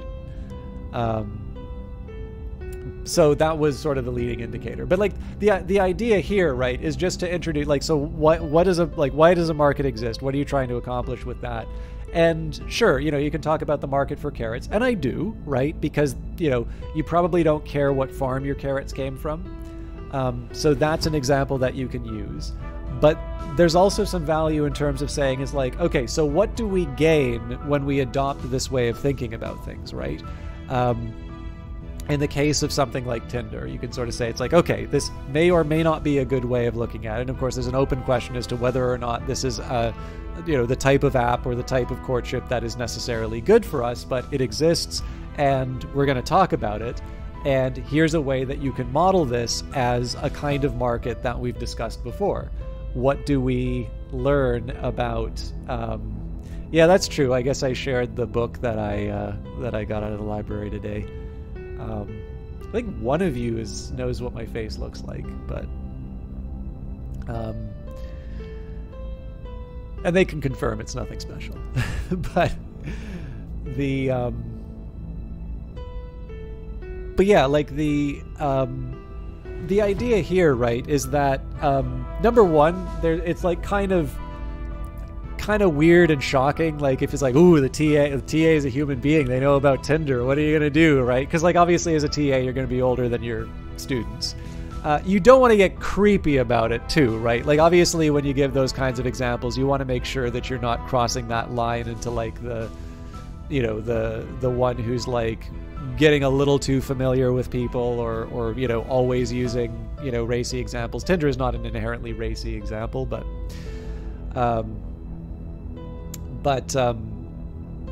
again, the other advantage of that is that if you just teach people that a way of thinking about economics is to apply to these very dry and very textbook applications, then you're basically falling prey to the challenge of, well, when are we ever going to use this, right? If, on the other hand, you kind of demonstrate how this can be a useful framework for thinking about problems. And I mean, again, because my label was economist on the article, and I specifically asked for that from Tanya because she called me a statistician, and I decided to say, it's like, I got to be honest with you, like, I'm not really doing econometrics here, but I know that econometricians do things that statisticians think you are not allowed to do. And I know that if somebody cares about the statistics stuff, they're going to they're going to dispute what I'm doing is statistics. So, on my business cards, it says economist. You can just call me that. And inevitably, there's a bunch of people who are like, oh, that just shows economics is like astrology. I'm like, no, you're an idiot. But obviously, I didn't say that to them. But people who say that are being idiots. There's a reason why we enjoy a very high degree of prosperity, and it's because there are actually things that you can learn from these studies, and you don't want to be too arrogant about a discipline. You don't want to pretend that you know everything.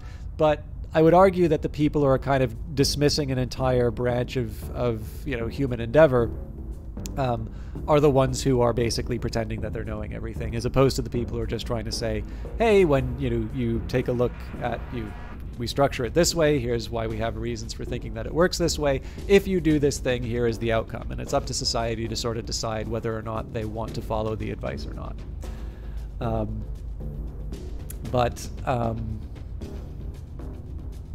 Isn't that an Arthur C. Clarke quote? I don't believe much in astrology. I'm a Sagittarius and we're skeptical. But yeah, like, I just sort of think the idea here is that if you take these tools and you get excited about these tools, much like me, you're going to run out and you're going to use them, and maybe you'll misapply them, or maybe you'll be missing some information, but you're going to learn from that.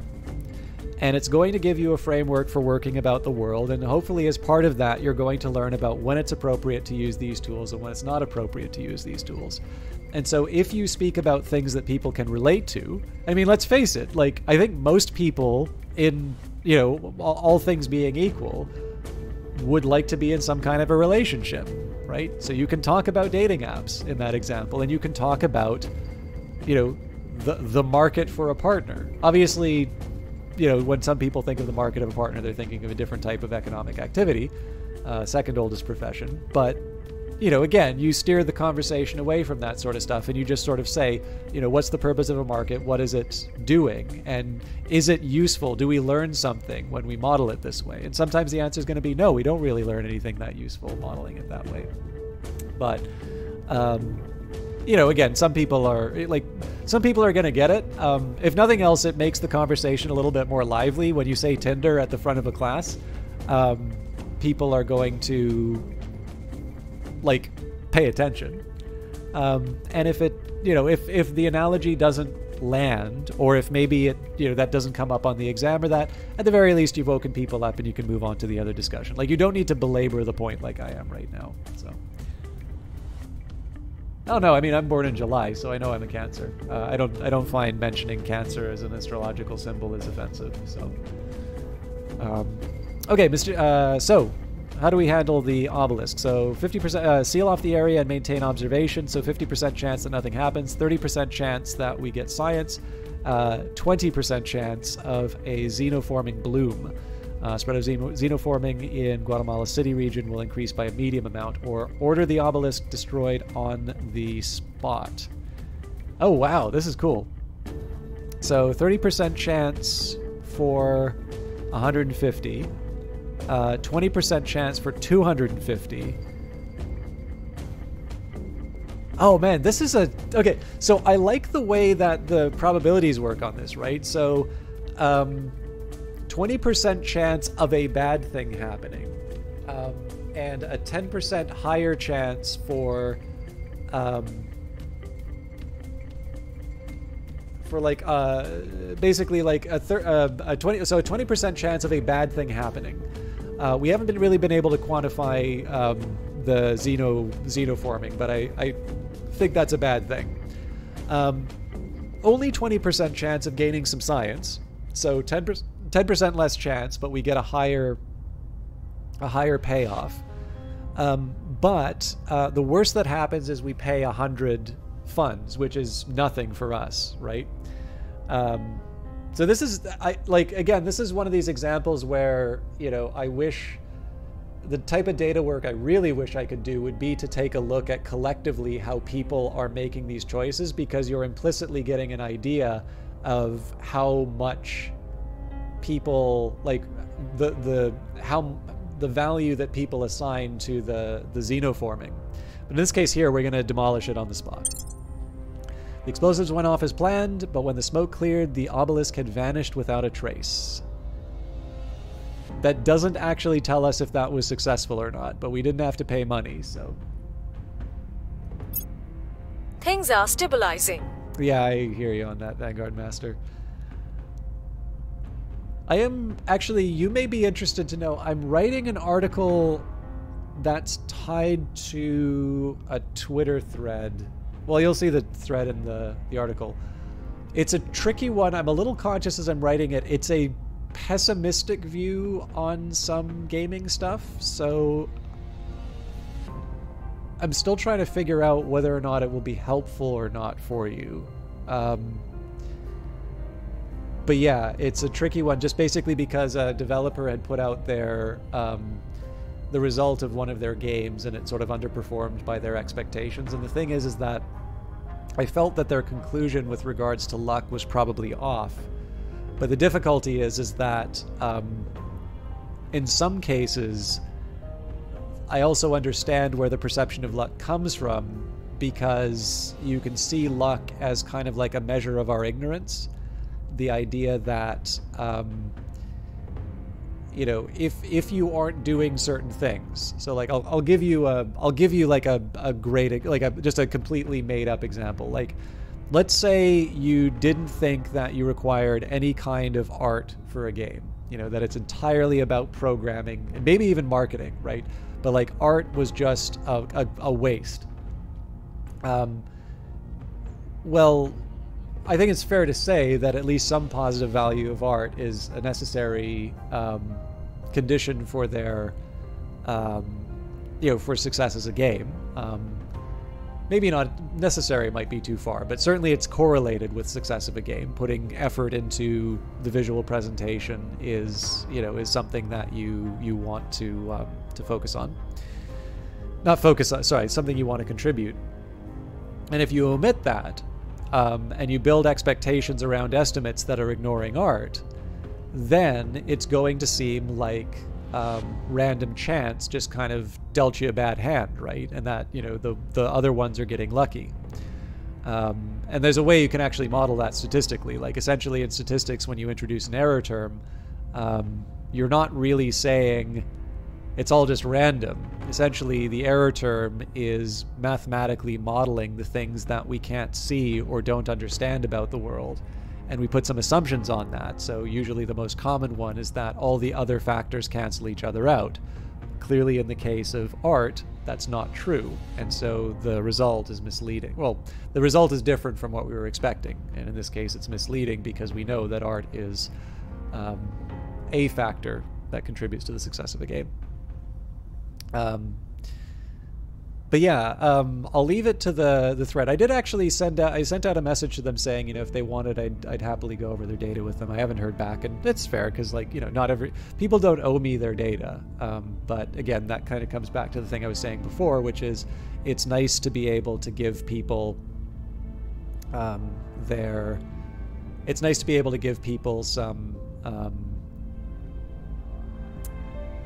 it's nice to be able to give people their it's excuse me, it's nice to be able to give people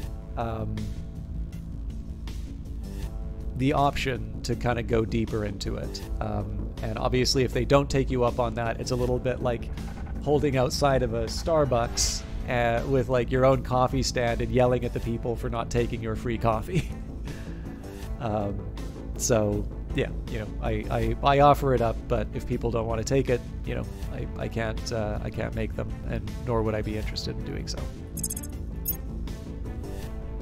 So we're gonna still try and push down the unrest in Mexico. We're now at 38% in the United States, so we're going to make that a permanent assignment.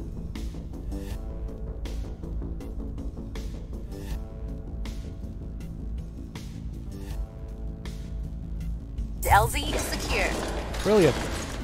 Our assault on the alien life forms in the Kata region was successful. We believe we have wiped out the invasive flora and fauna. This is like Zero Dark 30, but the alien version. Did anybody watch that?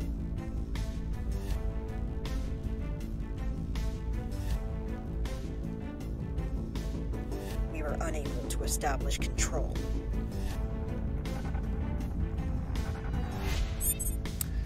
Commander, we've accumulated sufficient boost to launch a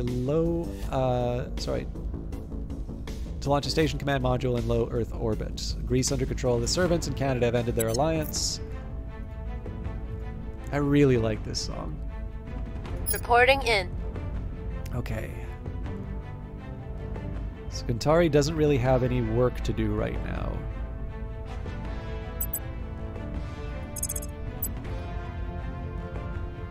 Like, how can you not, like, feel great when a song like this goes on? Hey, we can take out the leadership in North Korea. Let's take a look at our coup opportunities first. So if I have a chance to stick it to the servants, or maybe the protectorate, 78% chance. Oh man, and that's on a That's on a defended territory. I think we're going to try Time and for a coup this. change.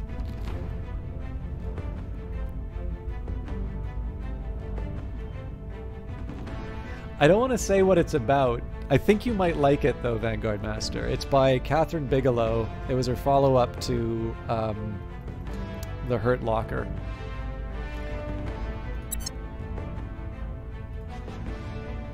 If I could do any job in the world, I would probably want to do Jessica Chastain's job in that.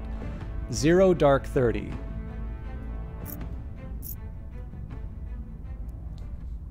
Also known as my bedtime on a good day.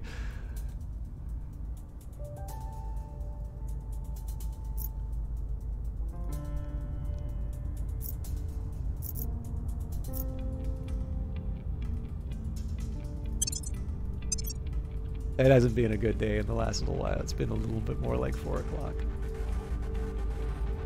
I'll take, what is bedtime for 500? Yeah. Yeah, no, for me it's been getting closer to 4 o'clock in the morning, and I am not happy about that. Okay, but yeah, so this is a particularly good one for me because they invested something to defend the interests. It's not like, you know, Kyrgyzstan is like, haha, we've really nailed him to the wall here. But this is just a chance to sort of hurt them on something that they obviously want to hang on to. So we'll stick with that for now. I do at some point want to try and make some sort of an overture to humanity first.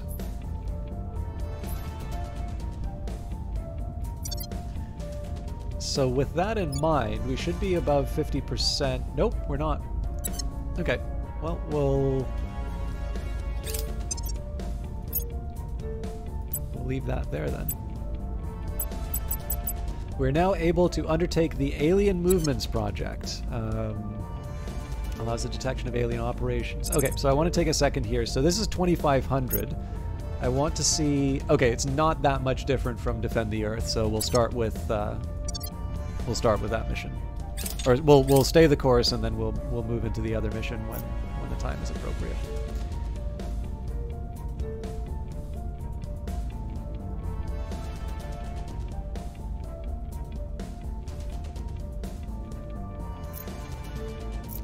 I do kind of want to launch the satellite.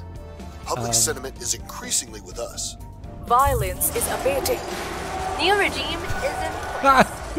I love how that turned out. Violence is abating. Coup in Kyrgyzstan. Supporters of the resistance have engineered a coup d'etat in Kyrgyzstan, resetting all control points and taking some control there under the regime. Some unrest has abated, and factions that supported the insurgents by contributing to unrest may gain control points under the new regime. Coup d'etat mission's critical success. My coup attempt in Kyrgyzstan was a resounding success, and we have gained significant power in the new regime. Executive power over this nation now belongs to the resistance. Public opinion remains unmoved. We'll reset that the next turn. For those of you who don't know, Vanguard Master was, I mean, he'll deny it because, of course, this is the role of people like that. Essentially, if you run into someone and you tell them about this. So, Vanguard Master is one of the Canadians who would sort of go into nations and help overthrow governments. And again, he'll continue to insist that Canada doesn't do that, and that even if Canada did do that, that he was not a member of such a unit. But I mean, obviously that's what people in those units say, right? So, you know, we are forced to conclude that, in fact, this is exactly what he was up to. But, see?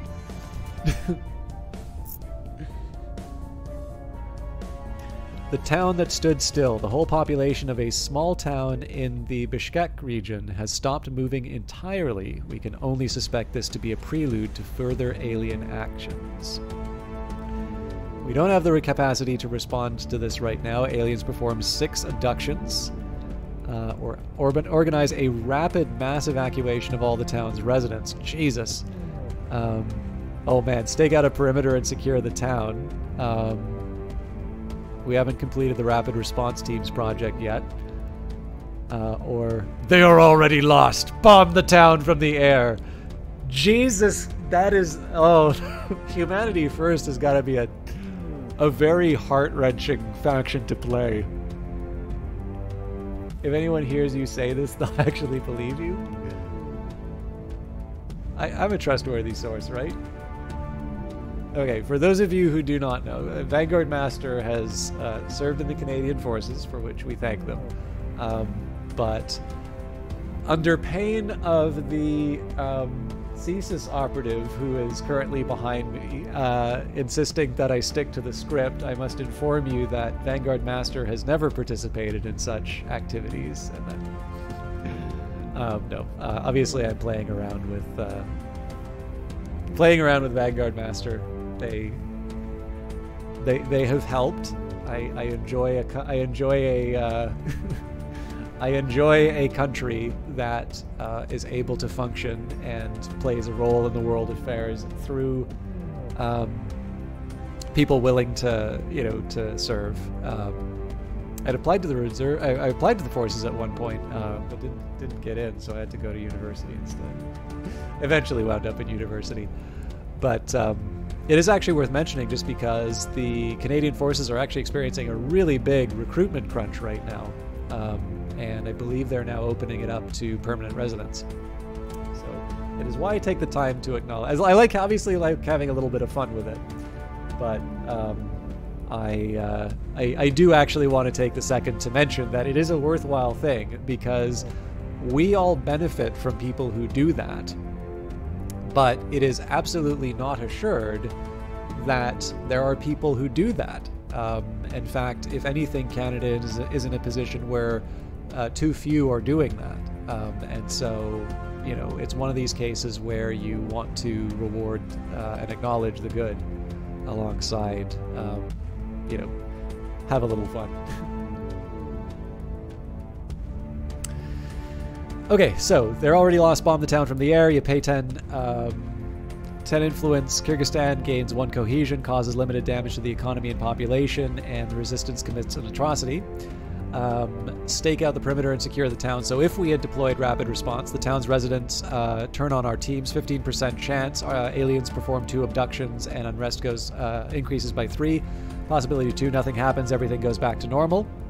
That's a slightly more likely outcome.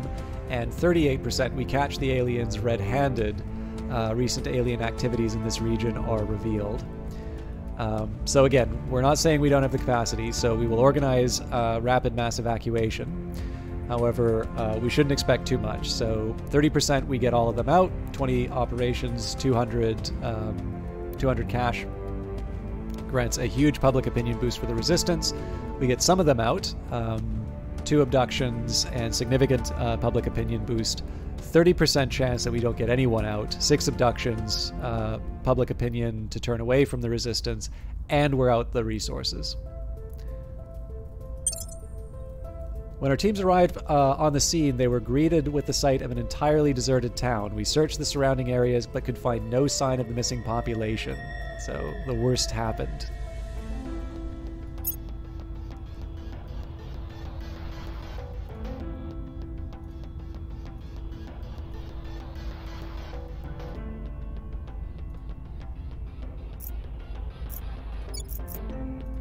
Failed to take control. Okay, so I got to make some choices as far as what I give up. Fondation Hyde A. Hilder.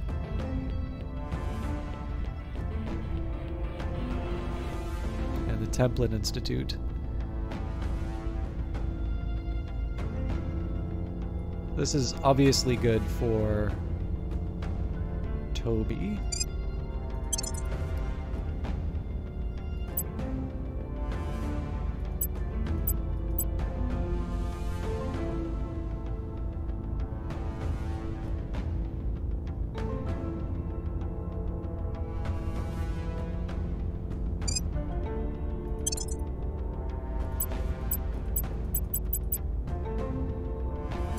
We're just shy of where we needed to be.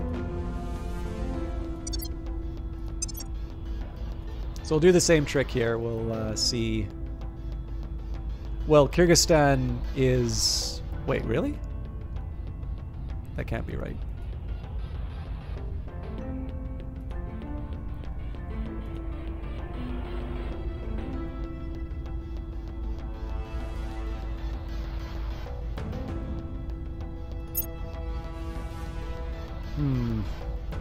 Yeah, I think we'll abandon Suriname.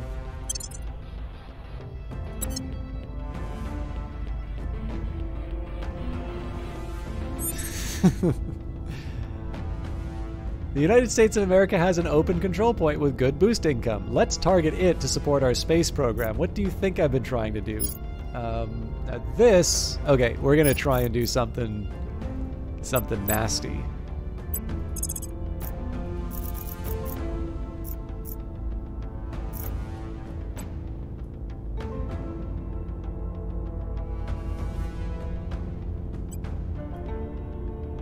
Yeah. I wanted to, just it's not worth it. 5% chance, and potentially annoying the aliens out of that doesn't sound like a good deal to me.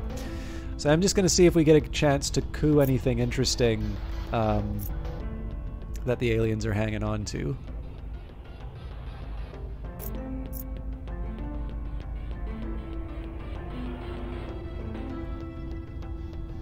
Turkey's under control.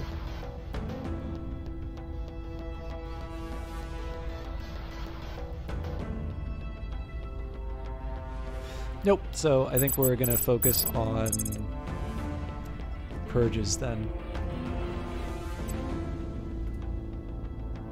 I'm wondering if I can stick it to one of the properly alien-aligned factions. Uruguay. We're taking power. Okay, how are we doing in Panama? Okay, we're over 50%, so... Ready for my mission.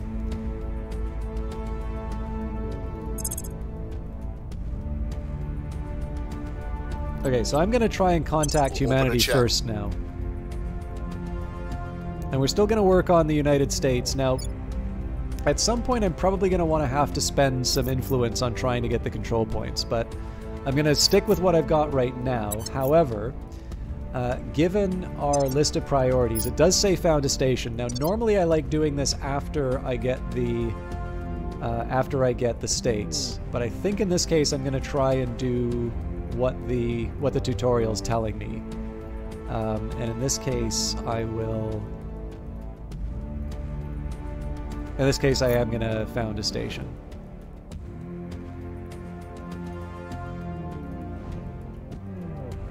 Oh, I guess I have to confirm the assignment first then.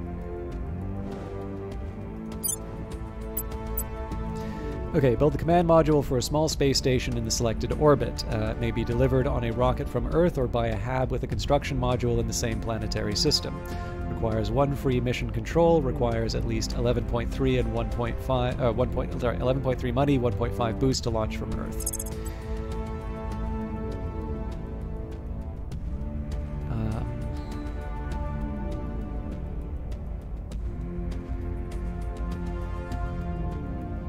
Okay, so we get low Earth orbit 1 or 2.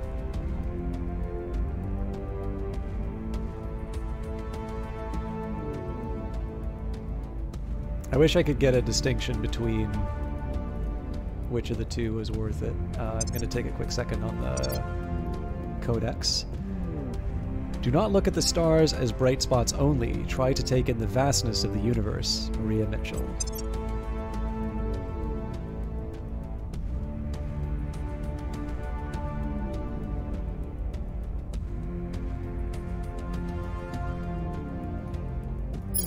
Okay, Terra Invicta models the larger bodies in Earth's solar system out of a distance of roughly 50 times the distance of Earth from the Sun. This includes much of the Kuiper Belt, the group of icy bodies orbiting beyond Neptune. The solar system also includes Lagrange points as locations fleets may travel to. These are stable anchorages created by the confluence of gravity between two bodies and marked on the graph with geometric shapes.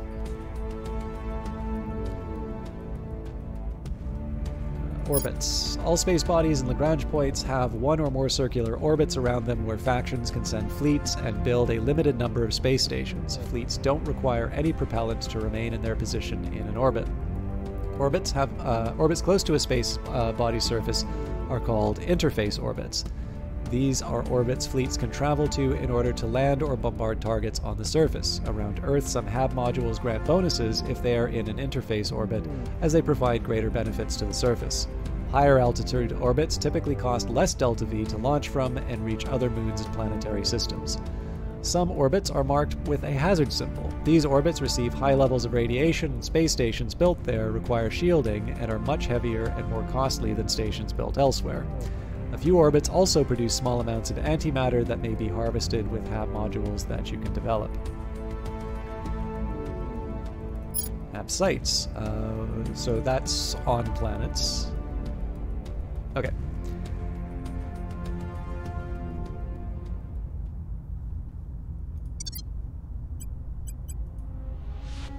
So I think in this case here,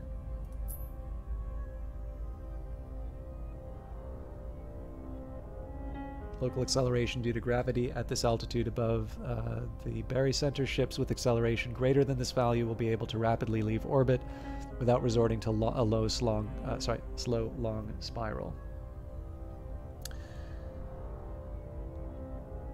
So I do like the idea of low Earth orbit too,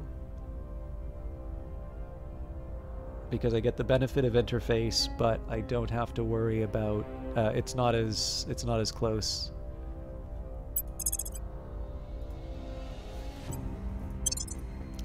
Resistance began construction of a new platform, Oliver Hazard Perry Station, in low Earth orbit 2.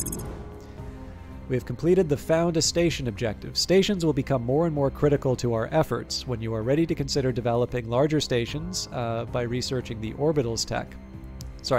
When you are ready, consider developing larger stations by researching the orbitals tech. To build stations further away from Earth, we will need to complete the Mission 2 public research projects. New objective, build a solar collector. Our new station can support 4 modules. Getting some lab modules up and running will help support our efforts to organize an effective resistance to the aliens. However, modules require power to operate. We are going to need a power generation solution for our station.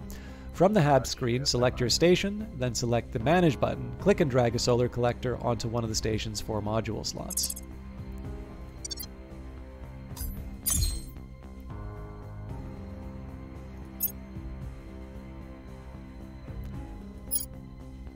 So because we're building that on Earth, we'll require the money, but we'll also require 1.5 boost, which we don't currently have.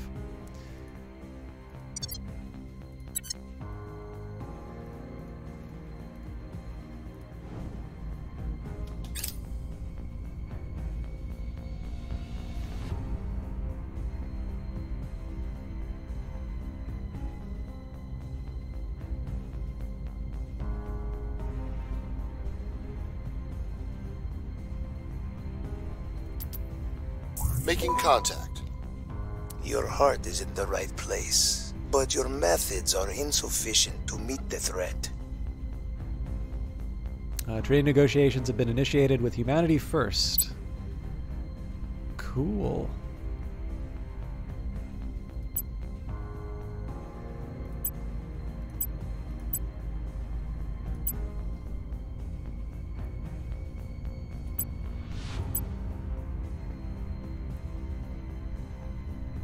Got a lot of cash.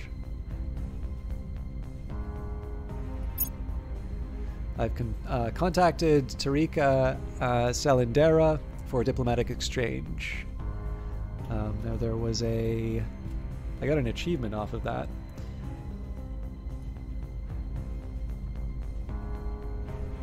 The Great Material Continuum, complete a trade with another faction. Yeah, but did we actually get the agreement or not?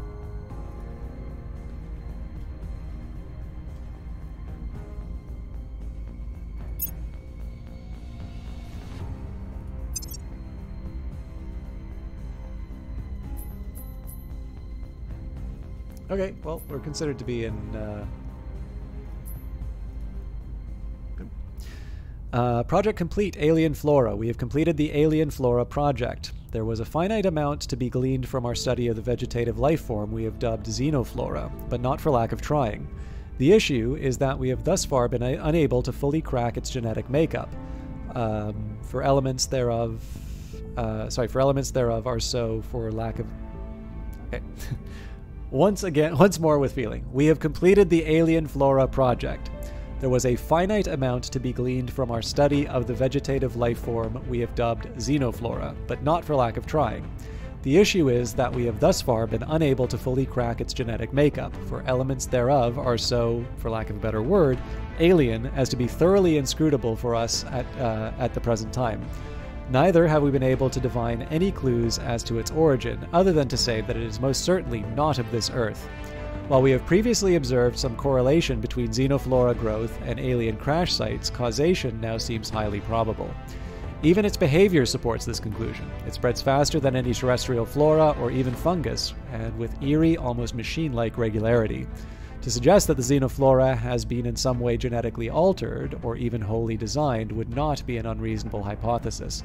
If left unchecked, it would very likely colonize a region in record time, preventing the growth of all other flora. To what end, we do not yet know. It would therefore be prudent to find a way to limit the organism's spread, whether through military or biological means. So we'll take a look at the entry on Xenoform when we can, but we're back to the question of where do I want to be investing my effort. Now, originally I would have been trying to get ahead on, let's say, alien movements or what have you, but it may be the point where we want to start thinking a little bit about some of the different labs that we can build and such. So I think, for starters,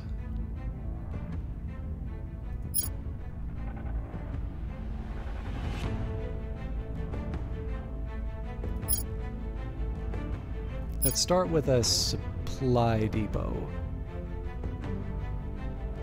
Or I guess I could do a xenology lab.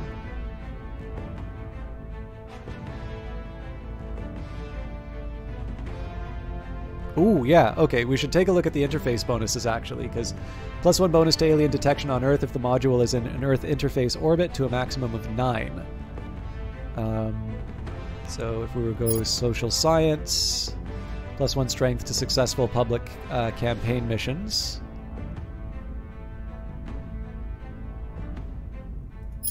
Military science adds +0.3 to the miltech value of our armies during combat. So this is neat. So this is like putting up satellites for to support our operations. Information science would give us a bonus to our investments in knowledge priority. Okay. Energy. Bonus for investments in boost. So that's also tempting. But I think what I'll do here, let's go Xenology Lab first, then Energy Lab, and then we'll see where we're at after completing all that work.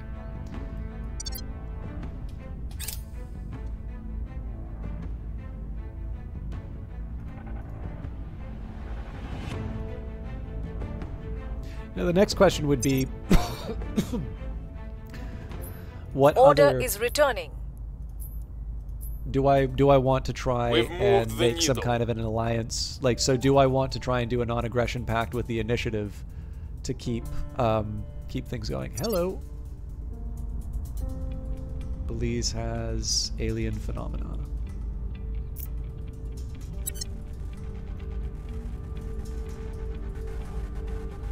We're in control here. Alright, we have purged the supporters of the Academy and taken the control point for the resistance in Uruguay.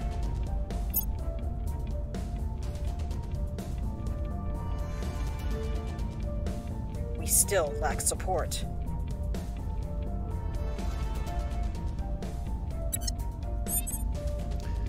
An undefended enemy control point in Iran is vulnerable to a purge mission. Tempting, but we'll see where we're at. So first thing I gotta do is clear out the surplus on managing control points, although while I'm at it, first thing I'm gonna do is take a look. Okay, we're good for orgs. I can give you a little more administration. This is important for me to check now because I'm right on the edge for a number of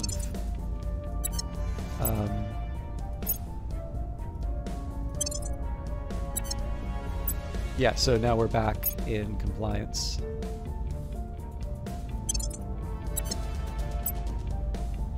And presumably, yeah, they can't do anything till they get 20. So that was a good round for us, right? I don't think anybody can bring anything else in, but that's kind of a secondary concern. Okay, so first things first. Ready for my mission. We're going to investigate alien activity. Actually, Where do you need me? Toby can investigate the We'll see what we can find. aliens. Standing Gantari, by.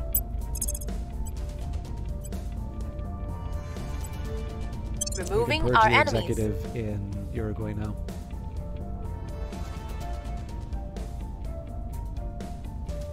Obviously, that makes a little more sense for us because when we control the legislature, it's easier to take out the executive, at least under most constitutions.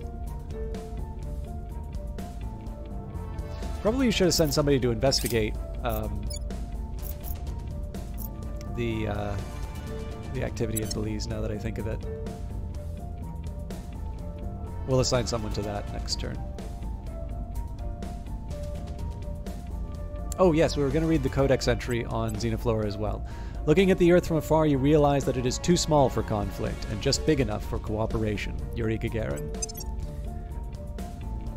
Okay, where were we for... It's kind of neat that you unlock different parts of the codex as you gain information about the invasion. Unfortunately, it does make things hard to find. Here we go, Xenoform. Leave native alien bioforms scattered around the region. In time, they should subjugate native life, render humans more pliable, and eventually grow great herds of fauna that will hinder the human economy. So we basically want to get rid of that every single chance we get.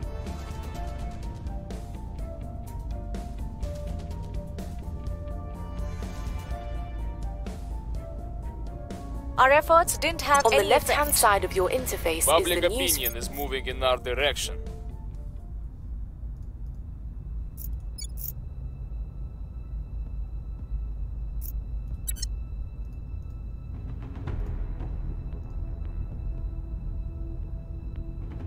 New project available. We are now able to undertake the Xenoflora defoliants project. Our counselors and armies do a 25% bonus damage to xenoforming, and alien attempts to plant xenoforms in our region suffer a -2 penalty. That's a pretty high priority for us to research, I think.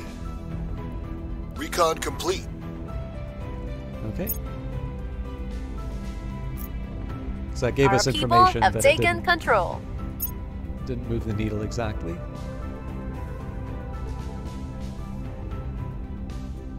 We were unable to establish control. Hab module complete. We have completed the construction of a new platform core for Oliver Hazard Perry Station in low Earth orbit 2.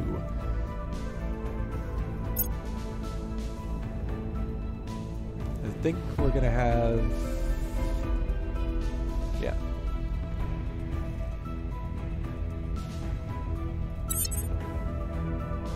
Aliens have become rapidly more popular in the Philippines. Perhaps we should investigate alien activity there. So we've got 2 counselors who are going to be going on to investigation missions, but I have other things I want them to do too. So At your service. Toby can't.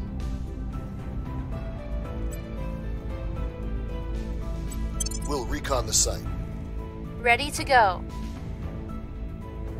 Okay, we'll get you to investigate Belize first. Initiating recon. So the question is, who do I get to investigate the Philippines? Ready for my mission. I think we will...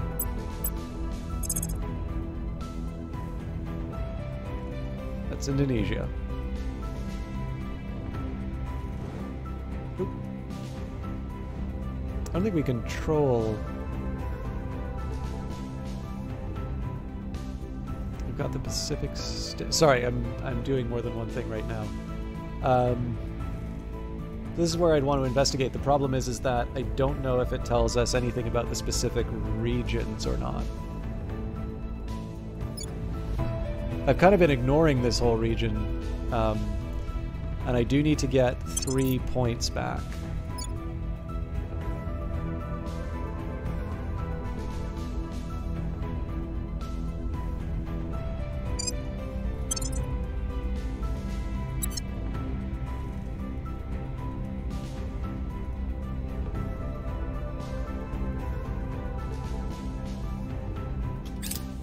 Setting a watch.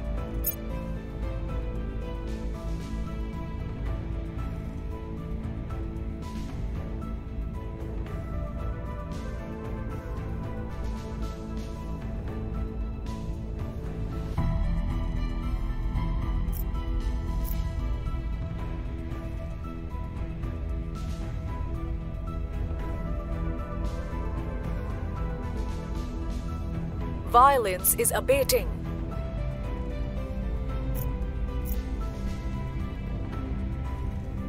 I didn't wind up sending anybody to the Philippines. Darn it.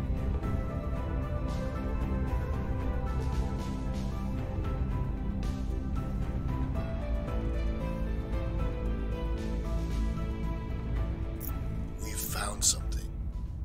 I learned some useful information from my investigation of the alien activity in Tajikistan. We will receive a small bonus to our xenology research going forward. Trillions of dollars just sitting up there, yet still the regulators drag their heels.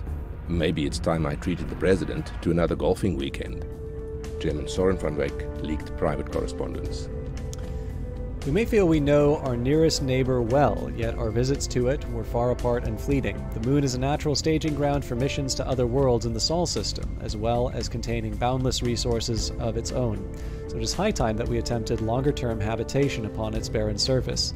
The rare earth metal deposits and water housed there would be of significant benefit to both lunar colonization and orbital construction efforts, freeing us from the need to expensively and slowly transport critical resources from Earth. The moon may not seem as enticing a trophy as Mars, Venus, or beyond, but we would be foolish to squander the wondrous opportunities it presents us with. Untangling decades of international regulation concerning its exploitation will be no easy matter, however.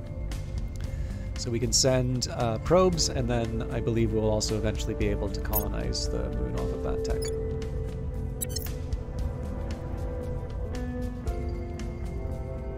Again, because I don't control the states Still yet, lack support. I'm not participating in global research at all. Okay, there's a few things I want to do here. Reporting in. So Toby can't really do anything interesting for us yet. Let's just take a look. So we do have some options. So we've got someone who can take Interpol. That works quite well, actually.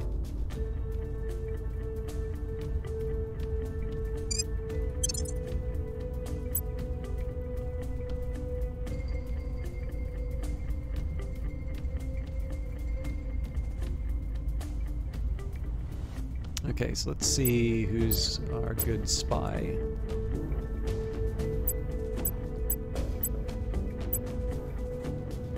Okay, so that would be Guntari.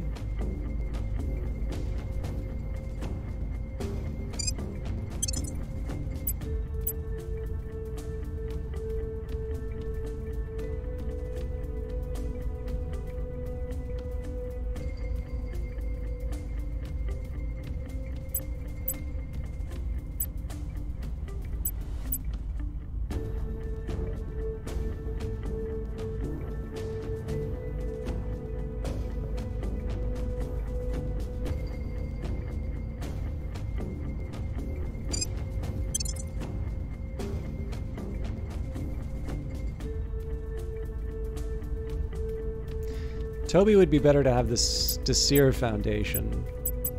So the question is, how do I...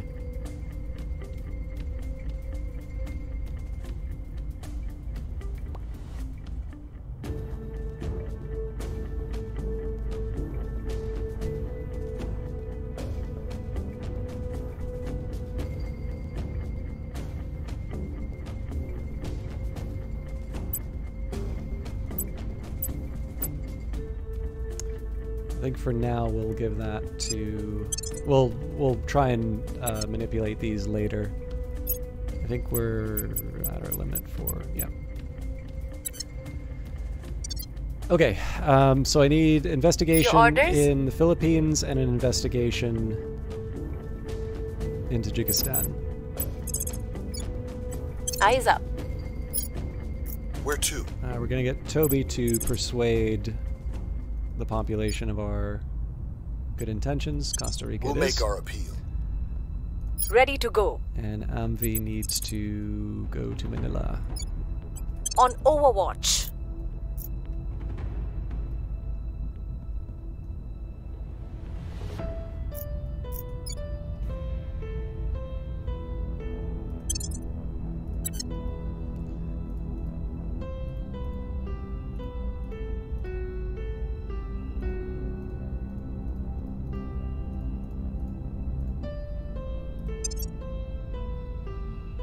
Actually, I'm curious where we're at compared to our peers in terms of science. So we're currently, without the states, generating 14.7. So we're behind Humanity First, the Initiative. Interesting, we're outdoing the Academy now. I was not expecting those numbers.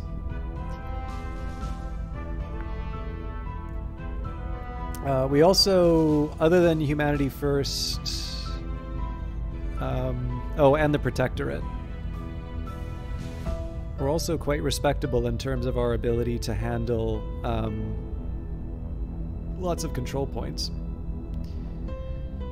Looks like we're the Academy and Project Exodus have space assets.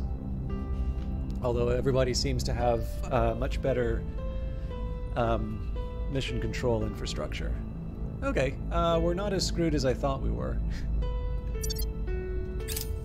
Initiating surveillance. Setting a watch.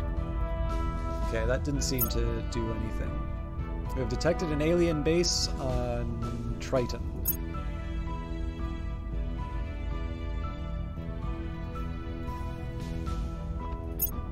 And I think we should expect another crash.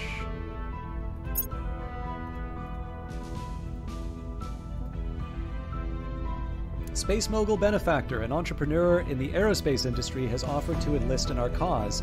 This potential benefactor is sympathetic to our goals and contacted us to express fears that our efforts are flagging in outer space. He has offered us his resources to us as the foundation of a resistance space program free of national influences. We believe the offer to be genuine. Accept with gratitude, gain a special org that provides boost and mission control incomes, or we would prefer to schedule a few launches on your rockets. Oh man, that is really tempting. I think we'll go for the org, because I can always rearrange things to take advantage of it. So...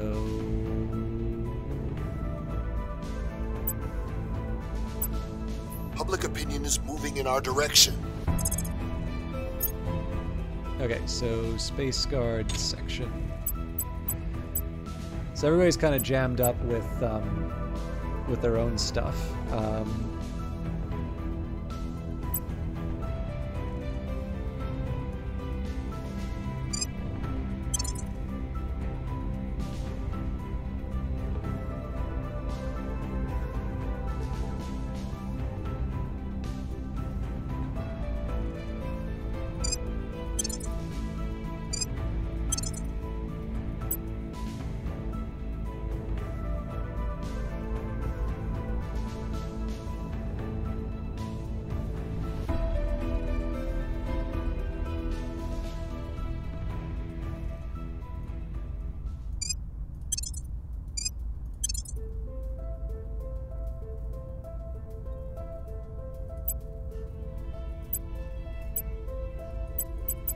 For now, I will house Polaris Marketing with Andre. That's just so I can take advantage of the influence that gets me. We're winning their hearts and minds. Got a lot. That's a lot of lunar exploration happening.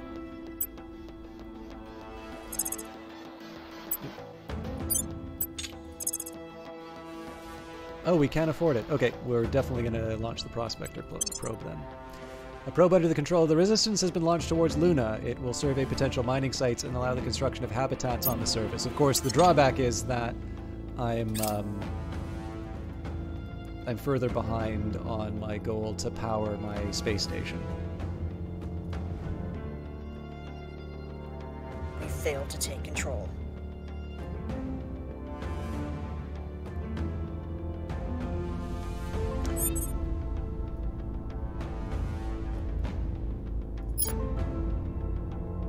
Reporting in.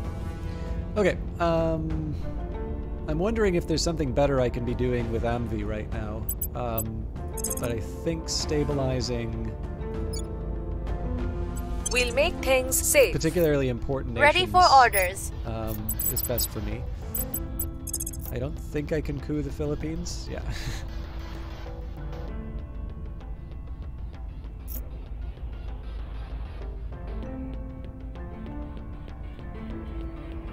So I think I'm gonna focus on purges again.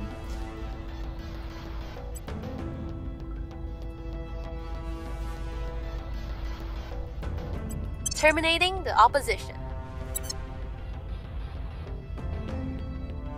Okay, yeah, we're basically back in the same set of priorities. Now, one thing that's eventually going to change, I'm going to make a bigger move on the US, and I might start investing some points, some influence. But right now, I'm kind of low compared to where I would be somewhere else in a separate run. So I want to make sure I've got a nice foundation of influence before I make that kind of a move.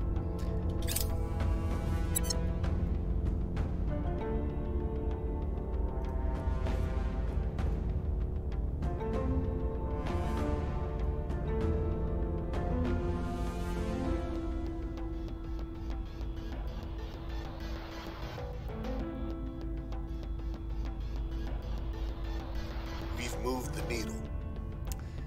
Things are stabilizing. I think I'll just make that a permanent assignment for now. Public opinion is moving in our direction. There's so much going on. Project complete the Xenology Lab. We've completed the Xenology Lab project. Allows the construction of a Xenology Lab. We already kind of went over why we want that. Okay, so I think I said the next thing I was going to do was an energy lab. And this gives me a chance to catch up on the details. So, a large typhoon has struck the Kolkata region in India. We have detected a base belonging to Humanity First. Oh, wow. They did not lose any time to take that over.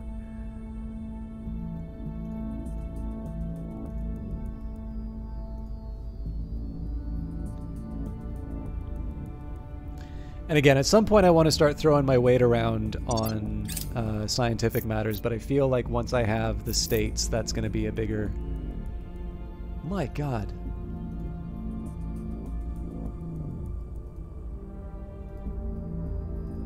Our associates are now in charge. We may just head straight to Mars, given what's going on the moon.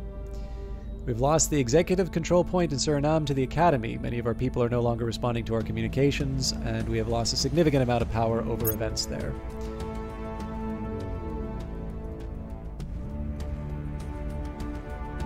We were unable to establish control. Yeah, man, everybody's got a base on the moon now.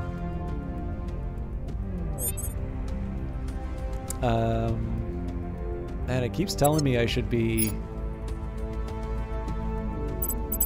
looking at the Philippines.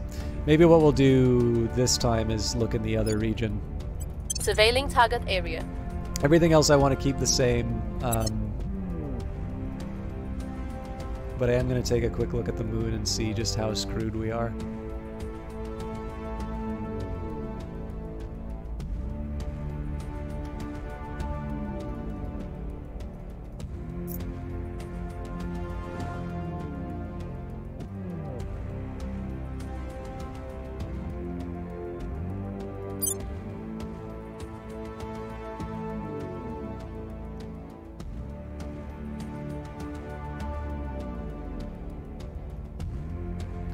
Okay, so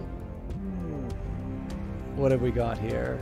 So the Academy, the Servants, Humanity First, and the Protectorate all took the good spots. Now we can still get water from Puri Crater.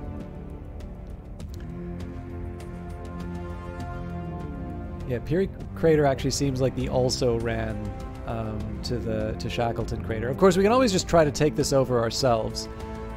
Humanity First definitely got a good one with the noble metals, I believe. Yeah. So it's not like it's not game over yet. There could be some good stuff for me to take advantage of in Piri. But yeah, needless to say, that's not quite how I would have wanted things to go, to have such a large presence on the moon so early. On Overwatch.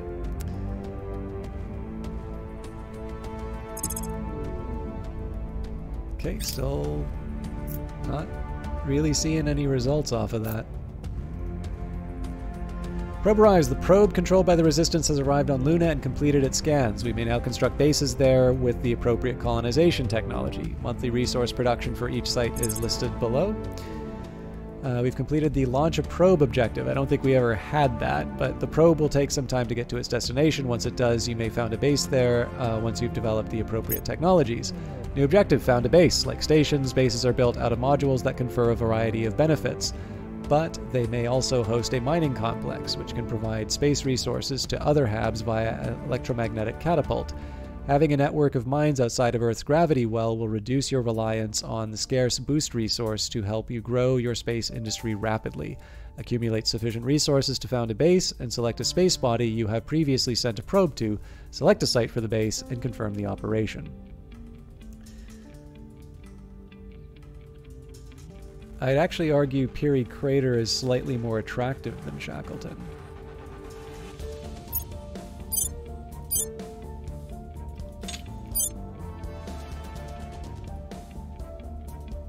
So I don't want to found a platform, I want to found a base.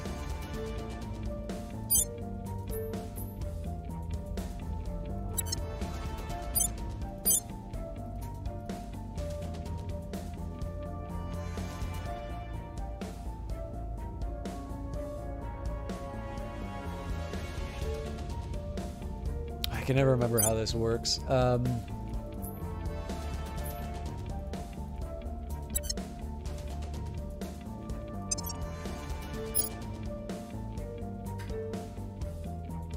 Oh, right, Outpost Core Project. Is that even an option? So how the hell did everybody else... Oh, right, there it is. Okay.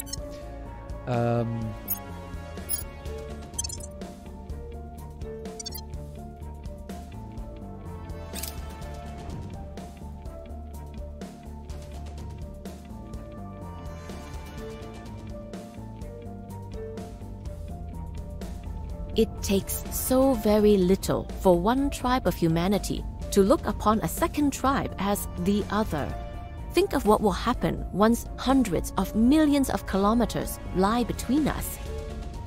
Chancellor Li Qingzao, Distributed Humanity. Though it is scarcely an appealing home, there is no better prospect within our solar system for eventual colonization than our crimson neighbor, Mars. It lacks a breathable atmosphere, the radiation risk from both galactic cosmic rays and solar energetic particles is extreme, the soil is flooded with toxins, and the low gravity will weaken both bones and muscles and cause cardiovascular problems. Then there is the cold and the minimal supply of water, and with travel each way also taking months, at least until such time as we have made profound progress in spaceflight technology, only the bravest and hardiest pioneers would dare take this chance.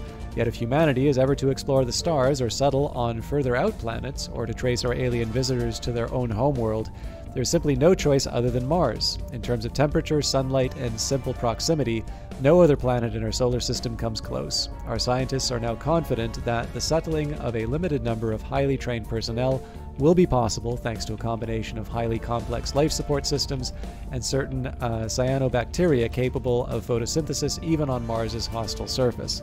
The latter, grown at sufficient scale, can generate both food and oxygen locally and allow the propagation of more complex organisms. It is from these starting blocks that long-term life on Mars will begin. Allows sending of probes to Mars and intersystem asteroids and the construction of habitats at these locations. Allows the exploration and construction of the Sun-Earth Lagrange points and asteroids in the Earth orbital system. And we can research mission to the asteroids. So I'm not going to send a probe to Mars yet because I think... Well, hang on. Why wouldn't I? First thing I want to do is contribute to my outpost.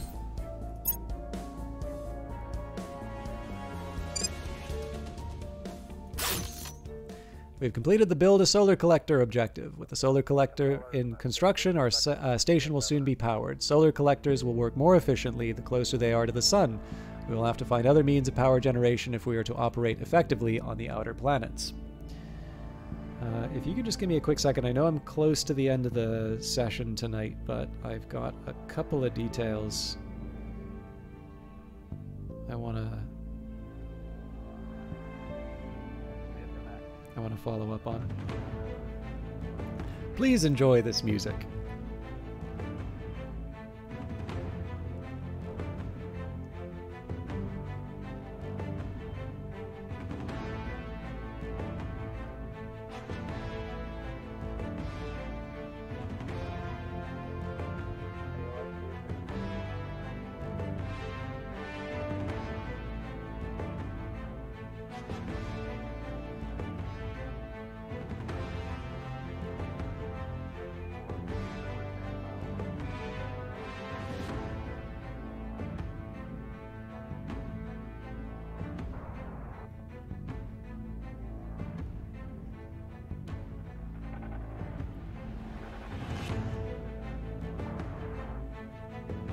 Okay. New objective, build a lab. Now that a station will be powered, we can build a lab. Labs provide a diverse set of bonuses, typically to the body they orbit. Choose from our available labs or research a new lab, faction engineering project to unlock a new lab. Then build the lab on our station. So our first option was to build a space science lab. I should maybe just double check. So investments on mission control, which is not bad. I think I'm going to focus on xenology still. Life science would give bonuses to welfare, materials to military. Yeah, so there's a little bit of everything in here.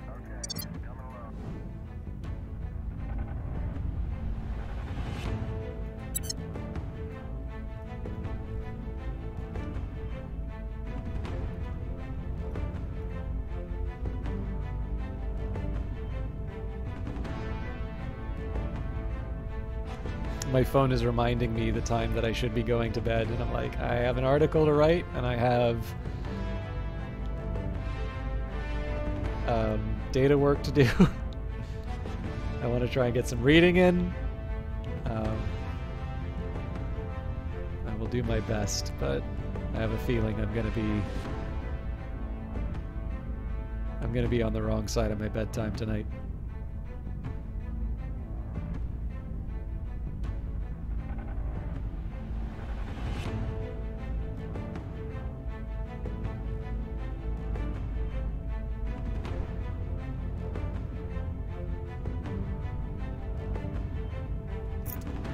Didn't realize it was the so people slow. will come to our side.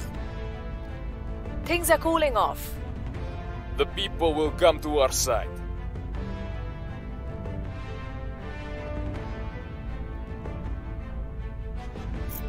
North Korea has joined the Russian-Ukraine war against Ukraine. What?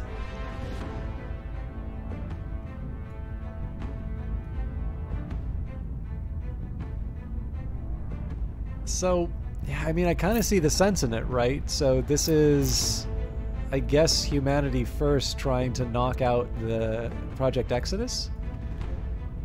But the Academy's in control.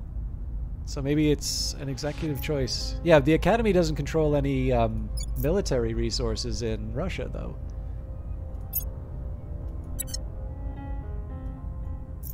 I also think I forgot to abandon nations, so I should work on that soon.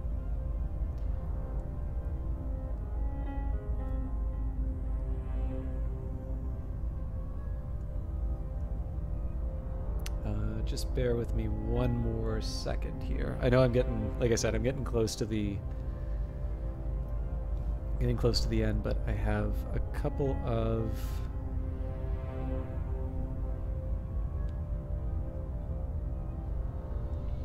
things that are a bit time sensitive that I need to take care of.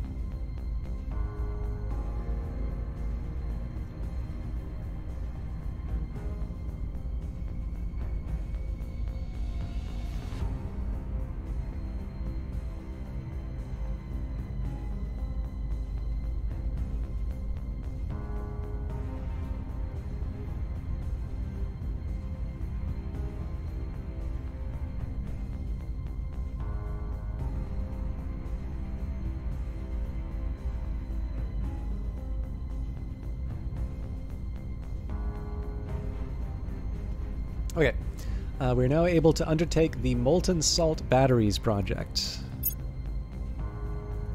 The one challenge with these is that the components for ships and such still lack support. Are a little bit harder to get a handle on, just because like I haven't had to build any of the. I didn't have to build any of the. I haven't had to build a ship yet. I've taken a very brief look at some of the combat. I also missed that notification. I apologize. But yeah, just I've had to worry about other stuff in the meantime, so it's not great. Like again, I would have I would prefer to be making some slightly more informed decisions about how I'm running the session. But on the other hand, one thing I do like about games like this is to be able to focus on one set of priorities, to learn them well, and then you move on to the other set, and then slowly over time you just become better at the game through sort of focusing on particular aspects. Some games are definitely better suited to that than others. So one example I would maybe offer of a game that I sometimes find challenging to do that with is, we'll launch a Prospector probe.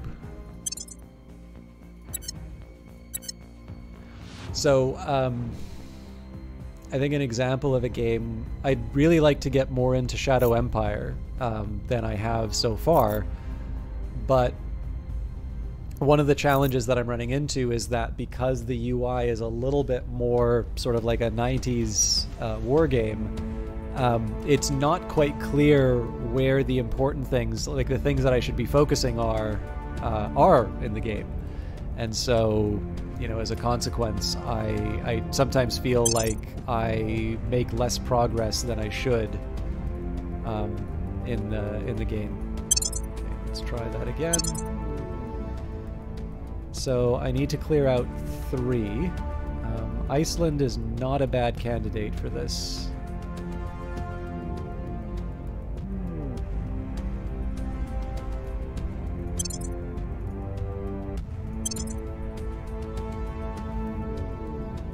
I guess the other thing I could do is maybe just rank people in terms of like what they're contributing. So science is a big priority right now.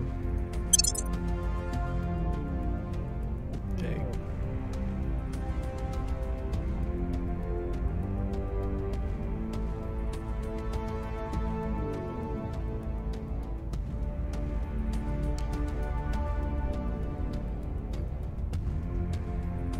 Yeah, I think this is a better metric actually.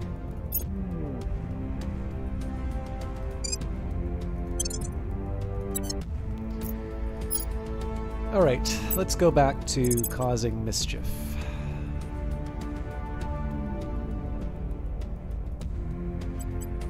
We're taking power.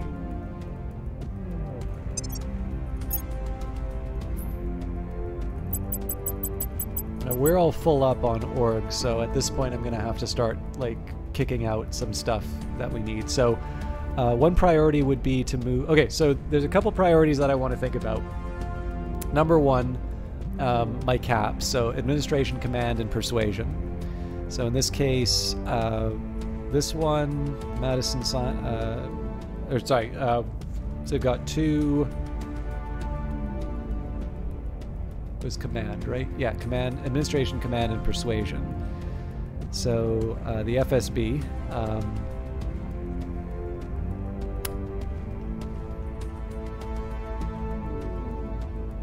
so this probably isn't an option for us. Air Force Research Laboratory... I might be able to clear out some room for Andre, but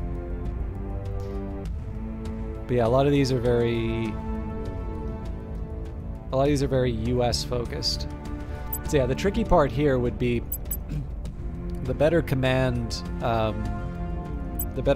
character would actually be Gunarti, and I just don't see how those numbers work. So yeah, I think we're just going to accept the world as it is, and we're going to keep working. So notice that our probability of taking a command point in the US has increased substantially. We still haven't got it yet, but I would not be surprised if we start seeing some movement soon. There was a little bit of news, Vanguard Master, but nothing I can share, so I wouldn't worry too much about... Wouldn't worry too much about it. The usual promise on that is when I can talk about it, I will. But it is possibly a paid thing for me, which is nice. And definitely supporting something that I want to Public sentiment is increasingly with us. Okay. Things are stabilizing. Interested in the fact that we just took a big hit on our probabilities.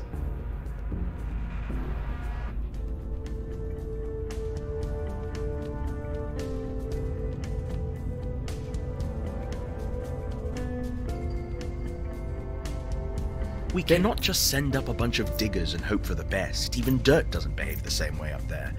One might as well build a house upon a pile of rice. Director Khalid Alashka, from his irregular newsletter, preparing for tomorrow. Looks like the initiative are taking the lunar base that I wanted. Hauling raw materials up Earth's gravity well is the very opposite of a long-term plan. In order to spread further into space, we must be able to obtain at least some of what we need from space. Fortunately, nearby asteroids have no shortage of minerals and rare metals, from which we can begin to construct ships and facilities in space. Iron, carbon, aluminum, copper, oxygen, nitrogen, and water will be most urgently required, but gold and platinum will be readily available too. One cannot mine in space as one would on Earth. For one thing, low or microgravity mean mined resources cannot tumble neatly into containers or be automatically gravity separated by type, while structures cannot be directly built on the surface. And so, it is that the first method devised to address this is a distinctly unglamorous one, a system of long, up to 1 kilometer cables and collection bags to tether equipment to an asteroid and to prevent mined resources from simply floating away. This is an important start, but truly mass mining will require more advanced solutions, and the capability to do so and use more in situ form rather than depend on what Earth can send.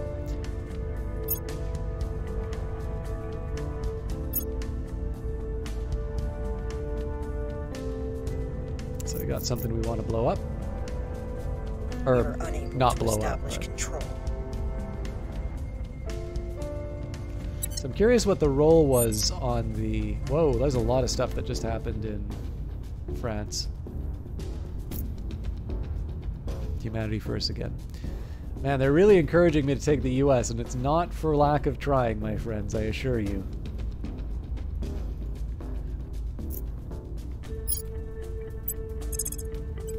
Headed there now.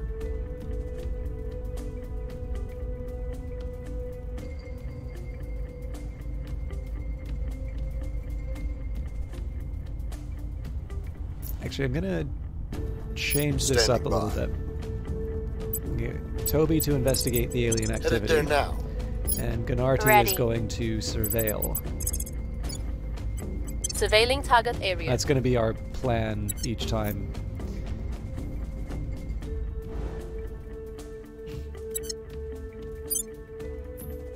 Yeah, so that was the one we wanted that they just took out from under us.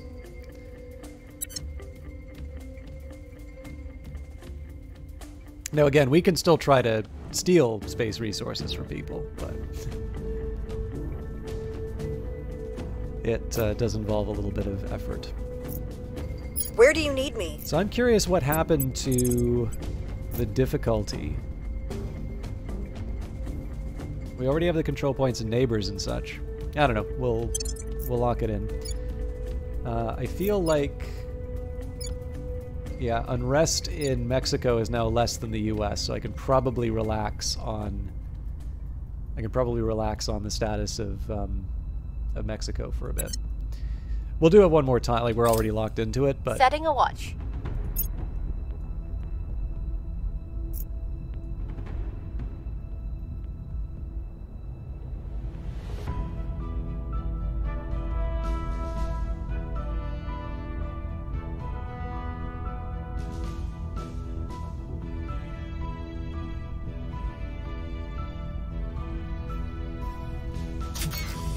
all right. The situation remains chaotic.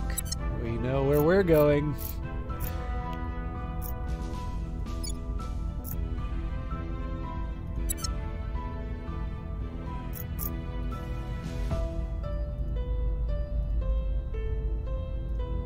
Oh wow, there's a lot of activity happening in this region.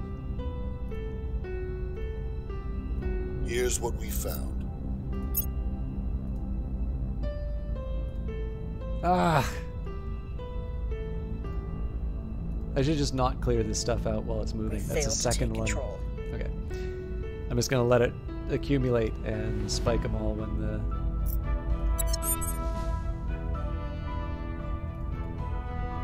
So I need to get rid of a nation. I need to handle some investigations. Okay, so... Where do you need me? First things first. We want to assault. Anytime we see aliens show up, we want to Gear assault. up. Whoa, no, no, no, no, I'm no, here. no. 65 is not the At right your number. service. We're going in. Your orders? Okay, Toby's got to investigate what's available. We've got Kabul. We'll see what we can find. And I want somebody to Where do you need investigate me? alongside. Initiating recon. Okay. And we're still going to focus on the states. So we're now... Well, we're almost at 50%. Yeah, the rest of this is going to stay the way that it's been. We can get a little more admin.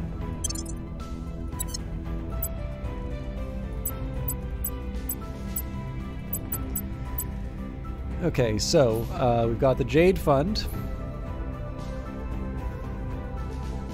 Strategic relations, or... Oh, wow. This is really good.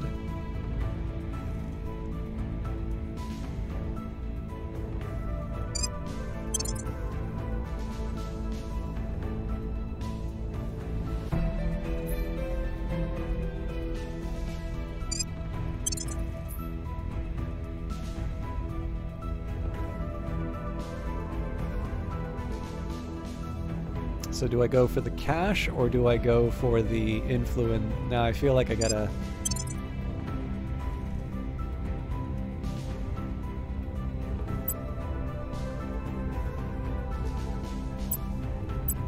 So now we don't need to worry about getting rid of the... we don't need to get rid of leaving any countries because we got something that gave us extra admin.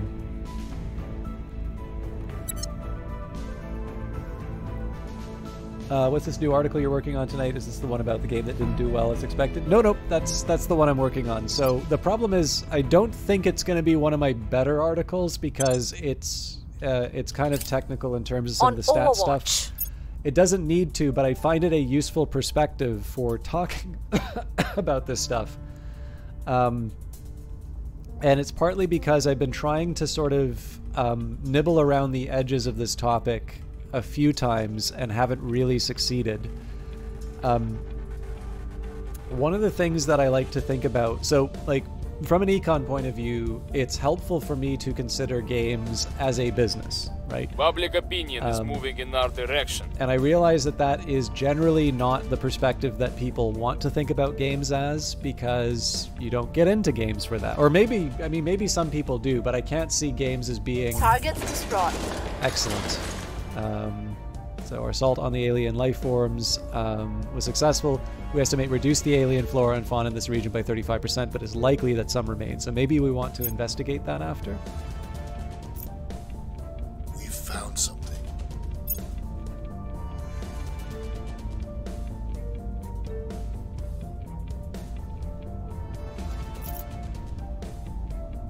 We were unable to establish control.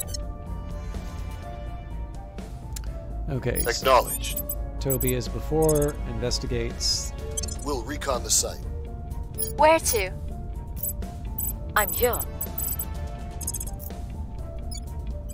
Initiating surveillance. Standing by for orders. Okay, we're going to move on to Targeting the Bulgaria opposition. to... basically, again, we're trying to inconvenience anyone who's not on our side.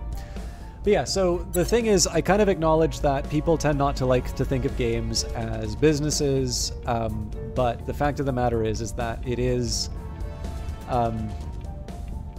a form of expression that requires more financial resources than most of the alternatives that we would be considering, right? If you want to go out and paint, that's expensive, but it's not as expensive as trying to put together like a motion picture, let's say. And the idea of the independent game developer... Okay, actually, I can try and talk a little bit about this. So the idea of the independent game developer as a business can actually be a much more fraught concept that I think people might appreciate on its own. So on one hand, you've got someone like ConcernedApe making Stardew Valley, and this is not intended to be some sort of like stab at a game like that. But in essence, that game was sort of supported through a very large amount of passion, and of course the economic realities of someone being able to support this individual as they work on the project. I also think Stardew Valley is something of an outlier because, at least in the interviews I've heard with him, he doesn't really seem to indicate a lot of special marketing effort that was made for that. But I think it would be fair to say that for a lot of people, one of the biggest challenges that independent games are going to face is to get the word out that it exists and that, and to connect with its audience. And so, in one sense, right, one of the appeals of the independent game is that you are sort of the sole owner. You are not responsible to shareholders. You don't have financiers.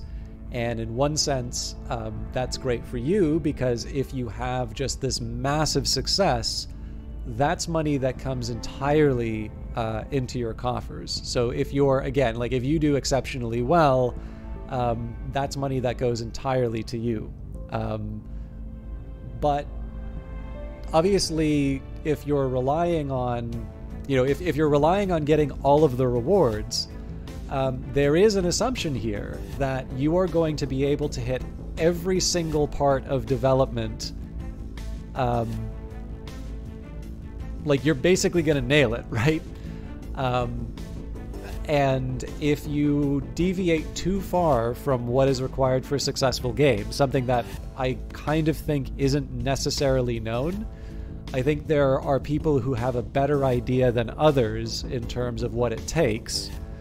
But I would say like the idea of the formula isn't really there. So essentially what I'm saying by that is that clearly game development works well enough that Ubisoft, Activision, Blizzard, Electronic Arts, CD Projekt Red, Tencent, like there are a number of very large publishers which are able to identify projects that are worth continuing to support financially, to do so at very, very large, like with very, very large expenditures, and to have a reasonable expectation that they will succeed more often than they fail. Actually, in fact, particular one I'd highlight here would be 2K, because if you look at Electronic Arts, I can't really think of like real like breakout sort of mainstream, I'm someone who plays this kinds of successes that they've recently put out.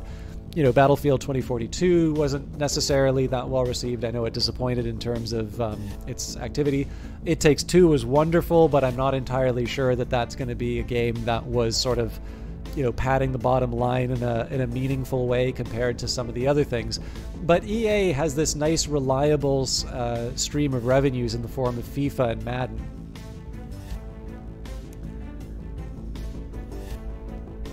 Yeah, Nexus Gen. I mean, I've been a little bit. I've actually been way too slow in getting the US compared. So essentially, what I wanted to try and do here was build up. I wanted to try and build up what I had in the previous run. The funny thing is that I've never thought of these as like particular strategies. This is just something because everybody wanted to sort of paint Europe blue if they're playing the Resistance. I specifically didn't want to do that the first time that I played it, because like I've done it, right? I did it in the demo, but I always kind of try to push back whenever there's a consensus that's building over the quote-unquote right way to play a game. So in this case, I just kind of followed in the footsteps of what I did before. Well, Call of Duty is Activision Blizzard, so they wouldn't be, you know, that wouldn't be what EA is relying on to get its constant stream of revenues. But basically here, right, like you have a number of companies, like especially if you look at 2K, which, you know, every once in a while Rockstar comes out with something amazing, and then, you know, there's a Borderlands, or I guess, yeah, Borderlands was published by 2K, but I guess they're owned by, I guess Gearbox is owned by Embracer now.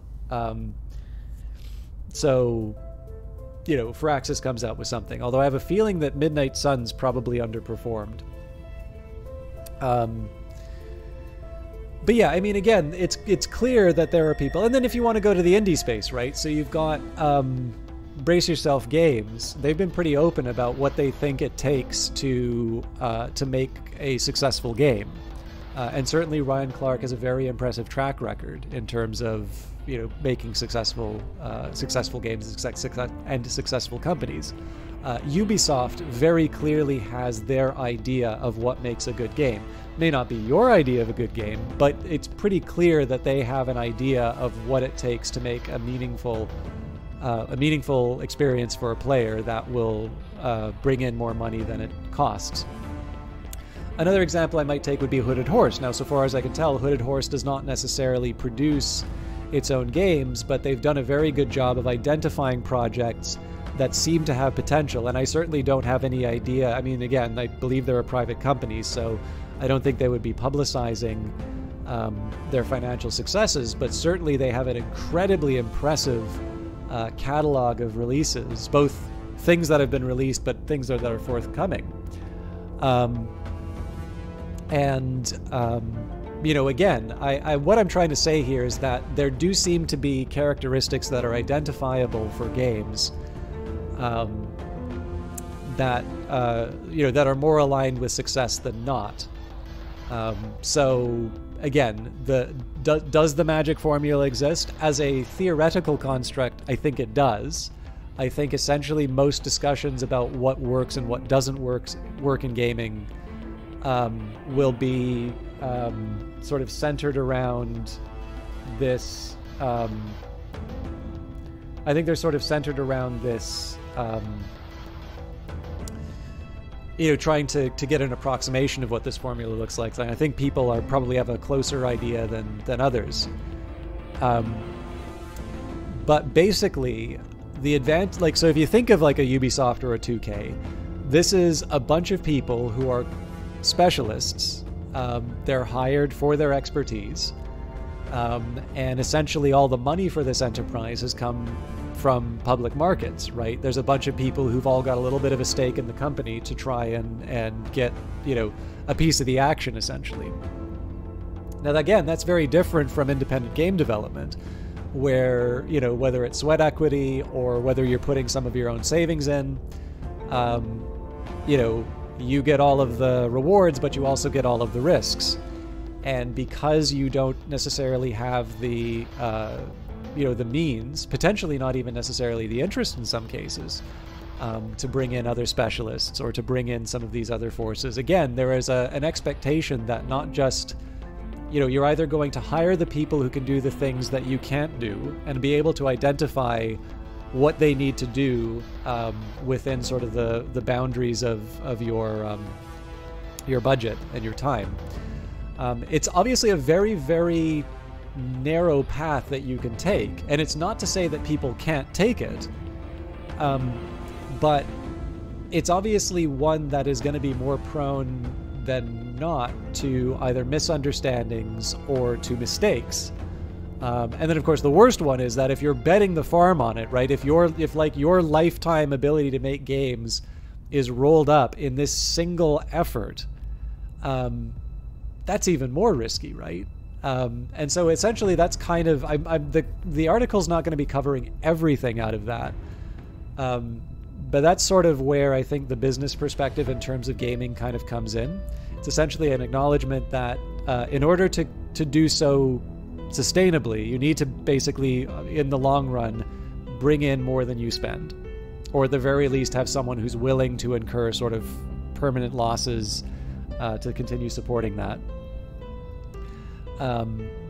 That doing so in isolation potentially is keeping you away from sources of information that would make the game more likely to succeed.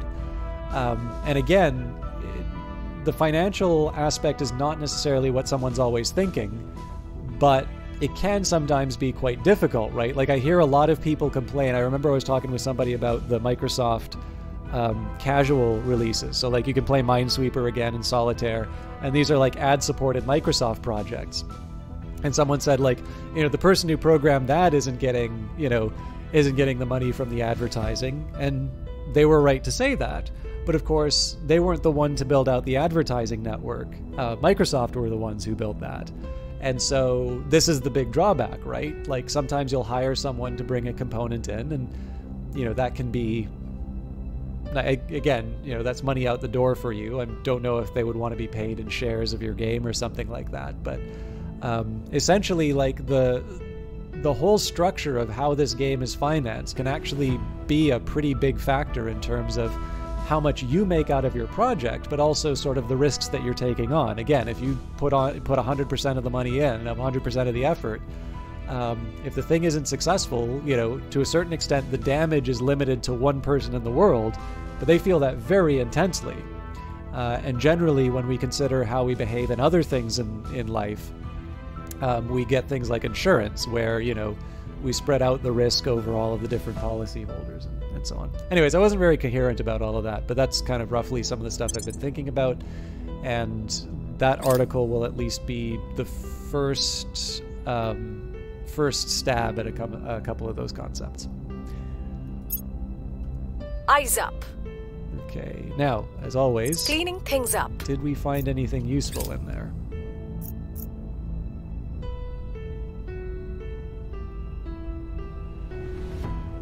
Also, I think I left Peshawar.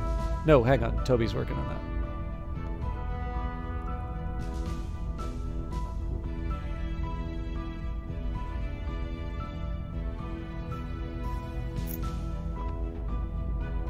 All right, big milestone. Project complete, Defend the Earth. We have completed the Defend the Earth project. Since its inception, the ultimate intention of our movement has been to something of an open question. Yes, we exist to keep Earth safe from the Hydra, but is it enough? Is that the name of the race? I guess we'll find out. After a great deal of soul-searching, debate, and meticulous projections on how future extraterrestrial incursions might play out, and the dark paths our species might walk in consequence, we have found fresh purpose. Our plan is not only to put an end to this invasion, but also to remove humanity from the alien sphere of influence entirely. So we get a big bonus to our control point management. Our work has spun off a new organization, the Special Activities Section, which is in our faction pool and may be assigned to a counselor. And we've got more influence than we know what to do with. We've completed the set our goals objective. Under the alien invasion, our world has fractured. Some parts of humanity have chosen to submit, aiming only to survive. Others have sought to take advantage of the situation to advance their own personal agendas. Others have decided that the only path to victory is to either destroy the aliens or to turn the tables and enslave them in return. A common theme that we hear from all of them is a conviction that the old ways do not work, that to withstand this crisis, humanity must change and become something new. We have chosen to reject this belief. We do not believe, as Humanity First do, that humanity must become violently xenophobic, nor do we agree that with the Academy that we should sacrifice our lives to befriend a race of ruthless slavers. We do not think that human society needs to be remolded around corporations in the name of profit, nor that it needs to become a theocratic or totalitarian world government. We just want to be left the hell alone and to go back to living sane, normal lives in our home countries without the constant threat of alien invasions or coups or attempt at world conquest. The other factions, the Servants, the Protectorate, the Initiative, may disagree on almost everything, but in one important respect they are all exactly the same. They're all lunatics with delusions of grandeur who think that they know better than everyone else. And so this is our decision. Our goal is not to change the world. Our goal is to stop the alien invasion and nothing more. Human society will be transformed by this conflict. That is inevitable. But the nature of that transformation is a matter for individual countries to choose for themselves. If we can protect our world and preserve the independence of our species, that is enough. And we completed Outpost Core. We've completed the Outpost Core project. Bases may be found at the hab sites surveyed by probes or ships. An outpost may have 3 additional small modules and a mine.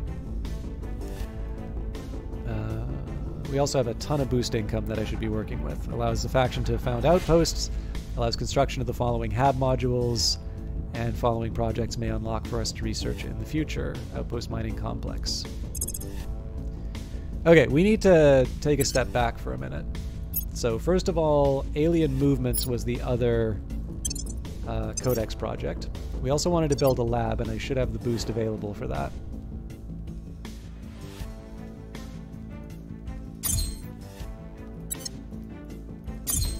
Am I missing something here?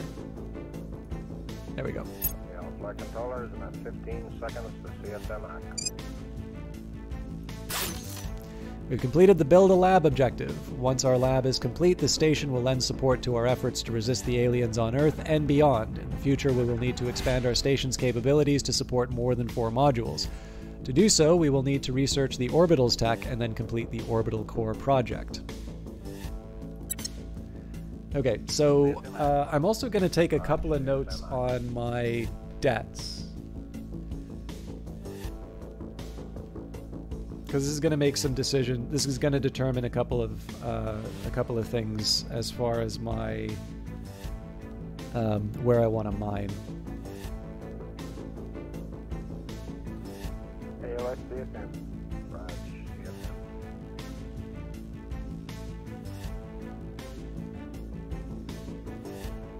Okay, so water and fissiles are all that we need for this station. So this brings me back to Luna, because again, we don't really have that much in terms of options for mining here, but it is our closest option. We can also try and steal something from another group. Okay, so both water sites have been taken. We may want to try and take Piri Crater from the Initiative, but that's a whole other problem. So, in theory, if we were to try for Mars... sorry, I just need to send one more message.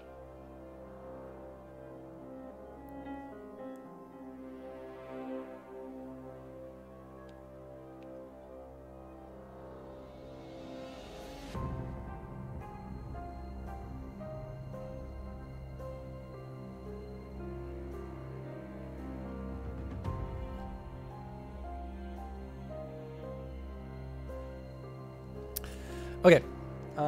Probe isn't there yet, but almost everything's gonna have water, so maybe we do just focus on getting to Mars.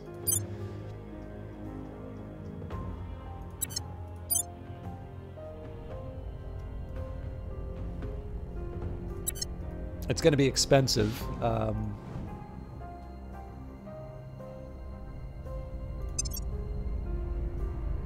Yeah, that's, I think, the best I can hope for at this point.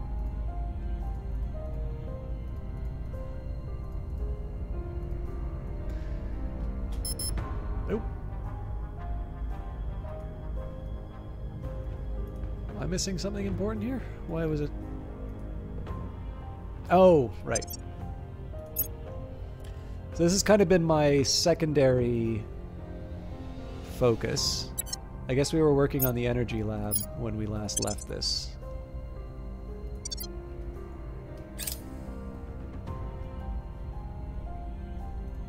No!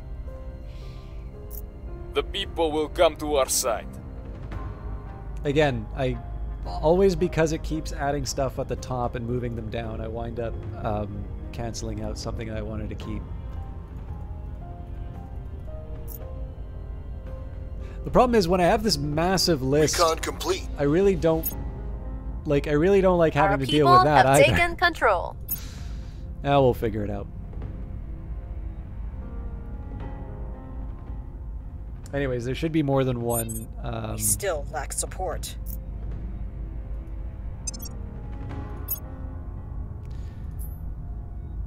Okay, the special activities section.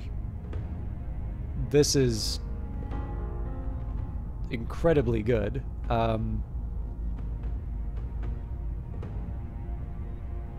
So for, well, okay, so let's think 10 command. So arguably, but it's also good for like science and administration. Okay, here's what I'm gonna do. Swole Toby.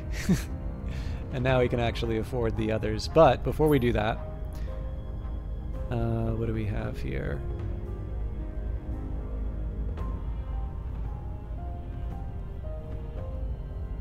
It's good for science.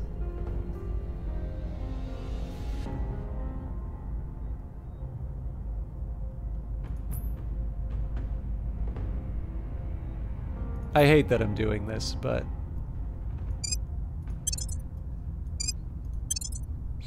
so Toby Brainerd has now just become like just this unbelievably powerful individual from very humble beginnings. I think we still need 20, yeah.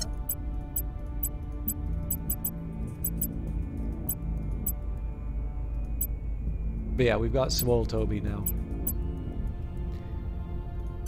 Which means we should probably be using him in some more more aggressive activities.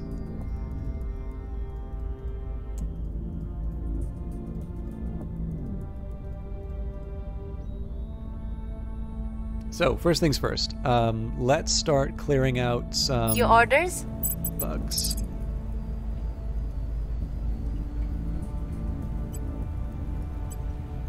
Gonna move that up to 80. Taking it to them. Acknowledged. What's the op? My God, yeah. So he's actually a Heading better to the LZ. he's a better fighter At your without service. without the resources. Reporting in.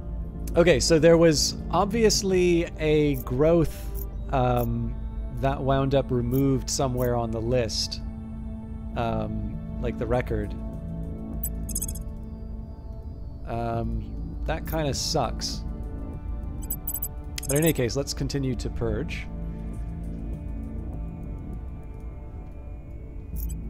Removing our enemies. Amvi can... Your orders? I guess we could try contacting humanity first again, but let's go back to...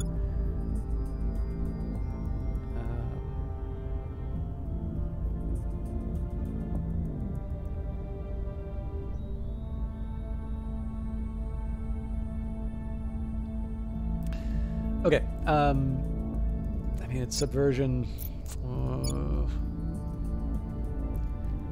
I think I will put one more point into We'll stabilize. turn down the heat.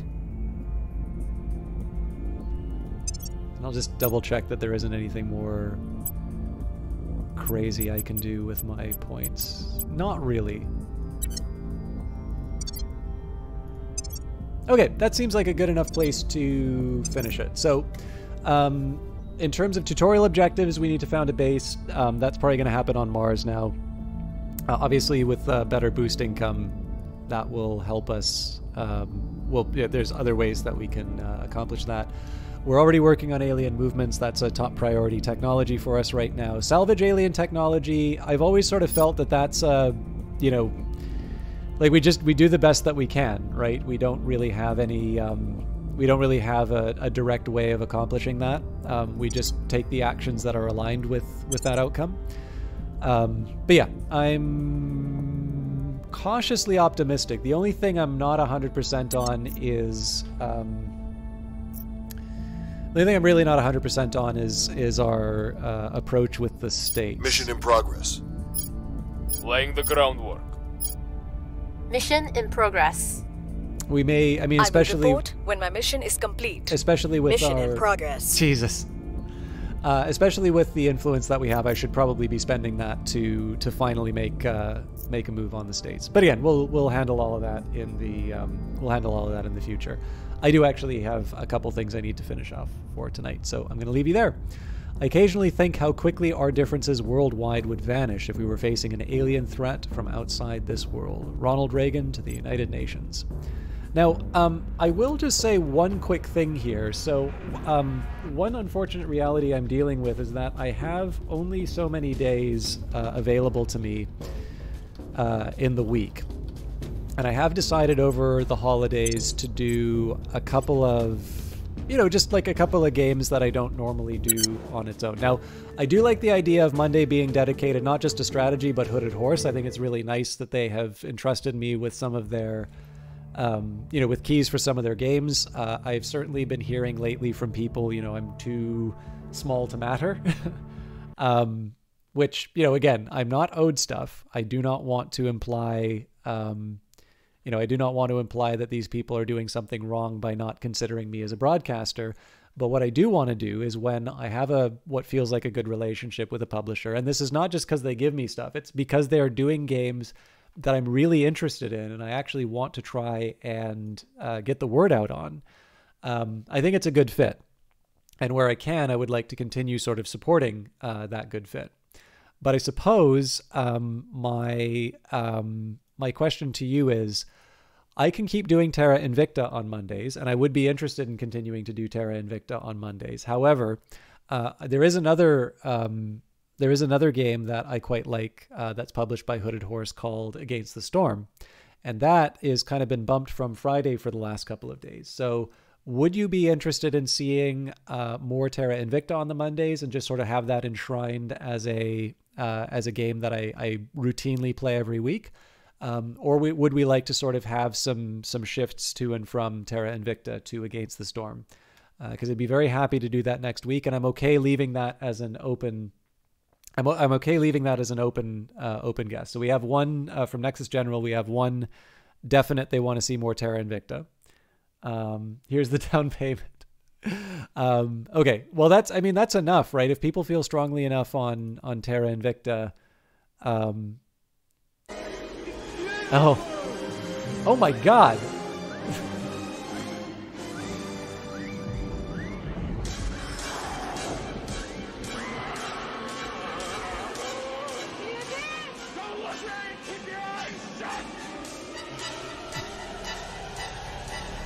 So Nexus, thank you not just for the subscription, but for locking in to half a year with me on that.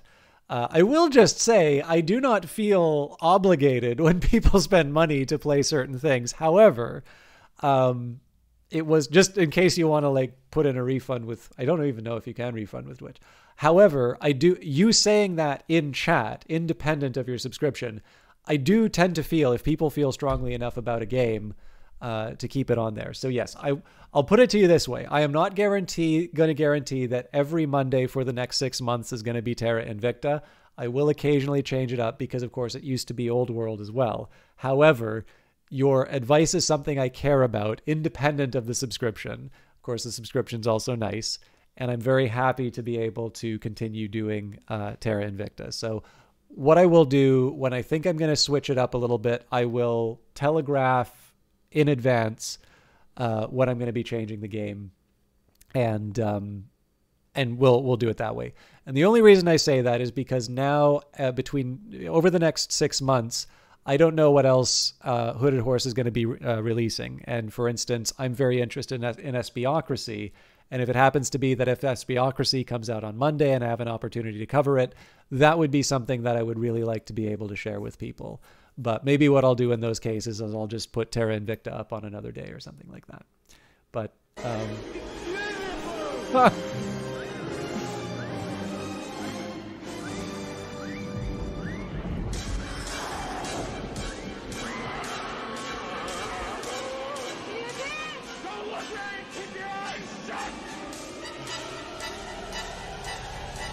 thank you for gifting Vanguard Master sub to the channel. I will remind both of you that you have access to these lovely emotes by the Eyes of Sin.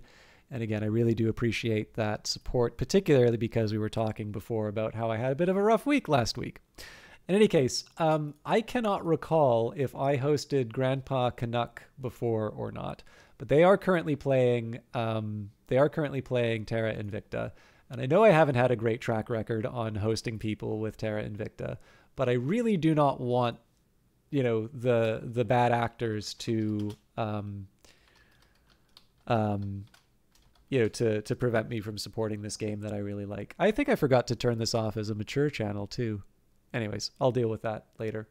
So I hope you all stick around. I hope Grandpa Canuck is good. Again, I don't believe I've seen their stuff before, so I can't really say. But I figure it's nice to be able to continue to support this really interesting game. And obviously I was given a key for promotional purposes, so it's important to say that, especially when people weren't necessarily here the last time I said that. So I figure we might as well pass on the good news. So again, Nexus General, thank you very much for your subscription and your gifts. For those of you who are just here for Terra Invicta, that'll be up next week. For the rest of the week, I think Wednesday we'll probably be doing Industries of Titan, and Friday I'll probably be back to Cyberpunk. But as always, Twitter is where I usually announce that stuff until I find a better platform to do that. And I thank you all for watching. Have a good evening, and we'll see you in the next one.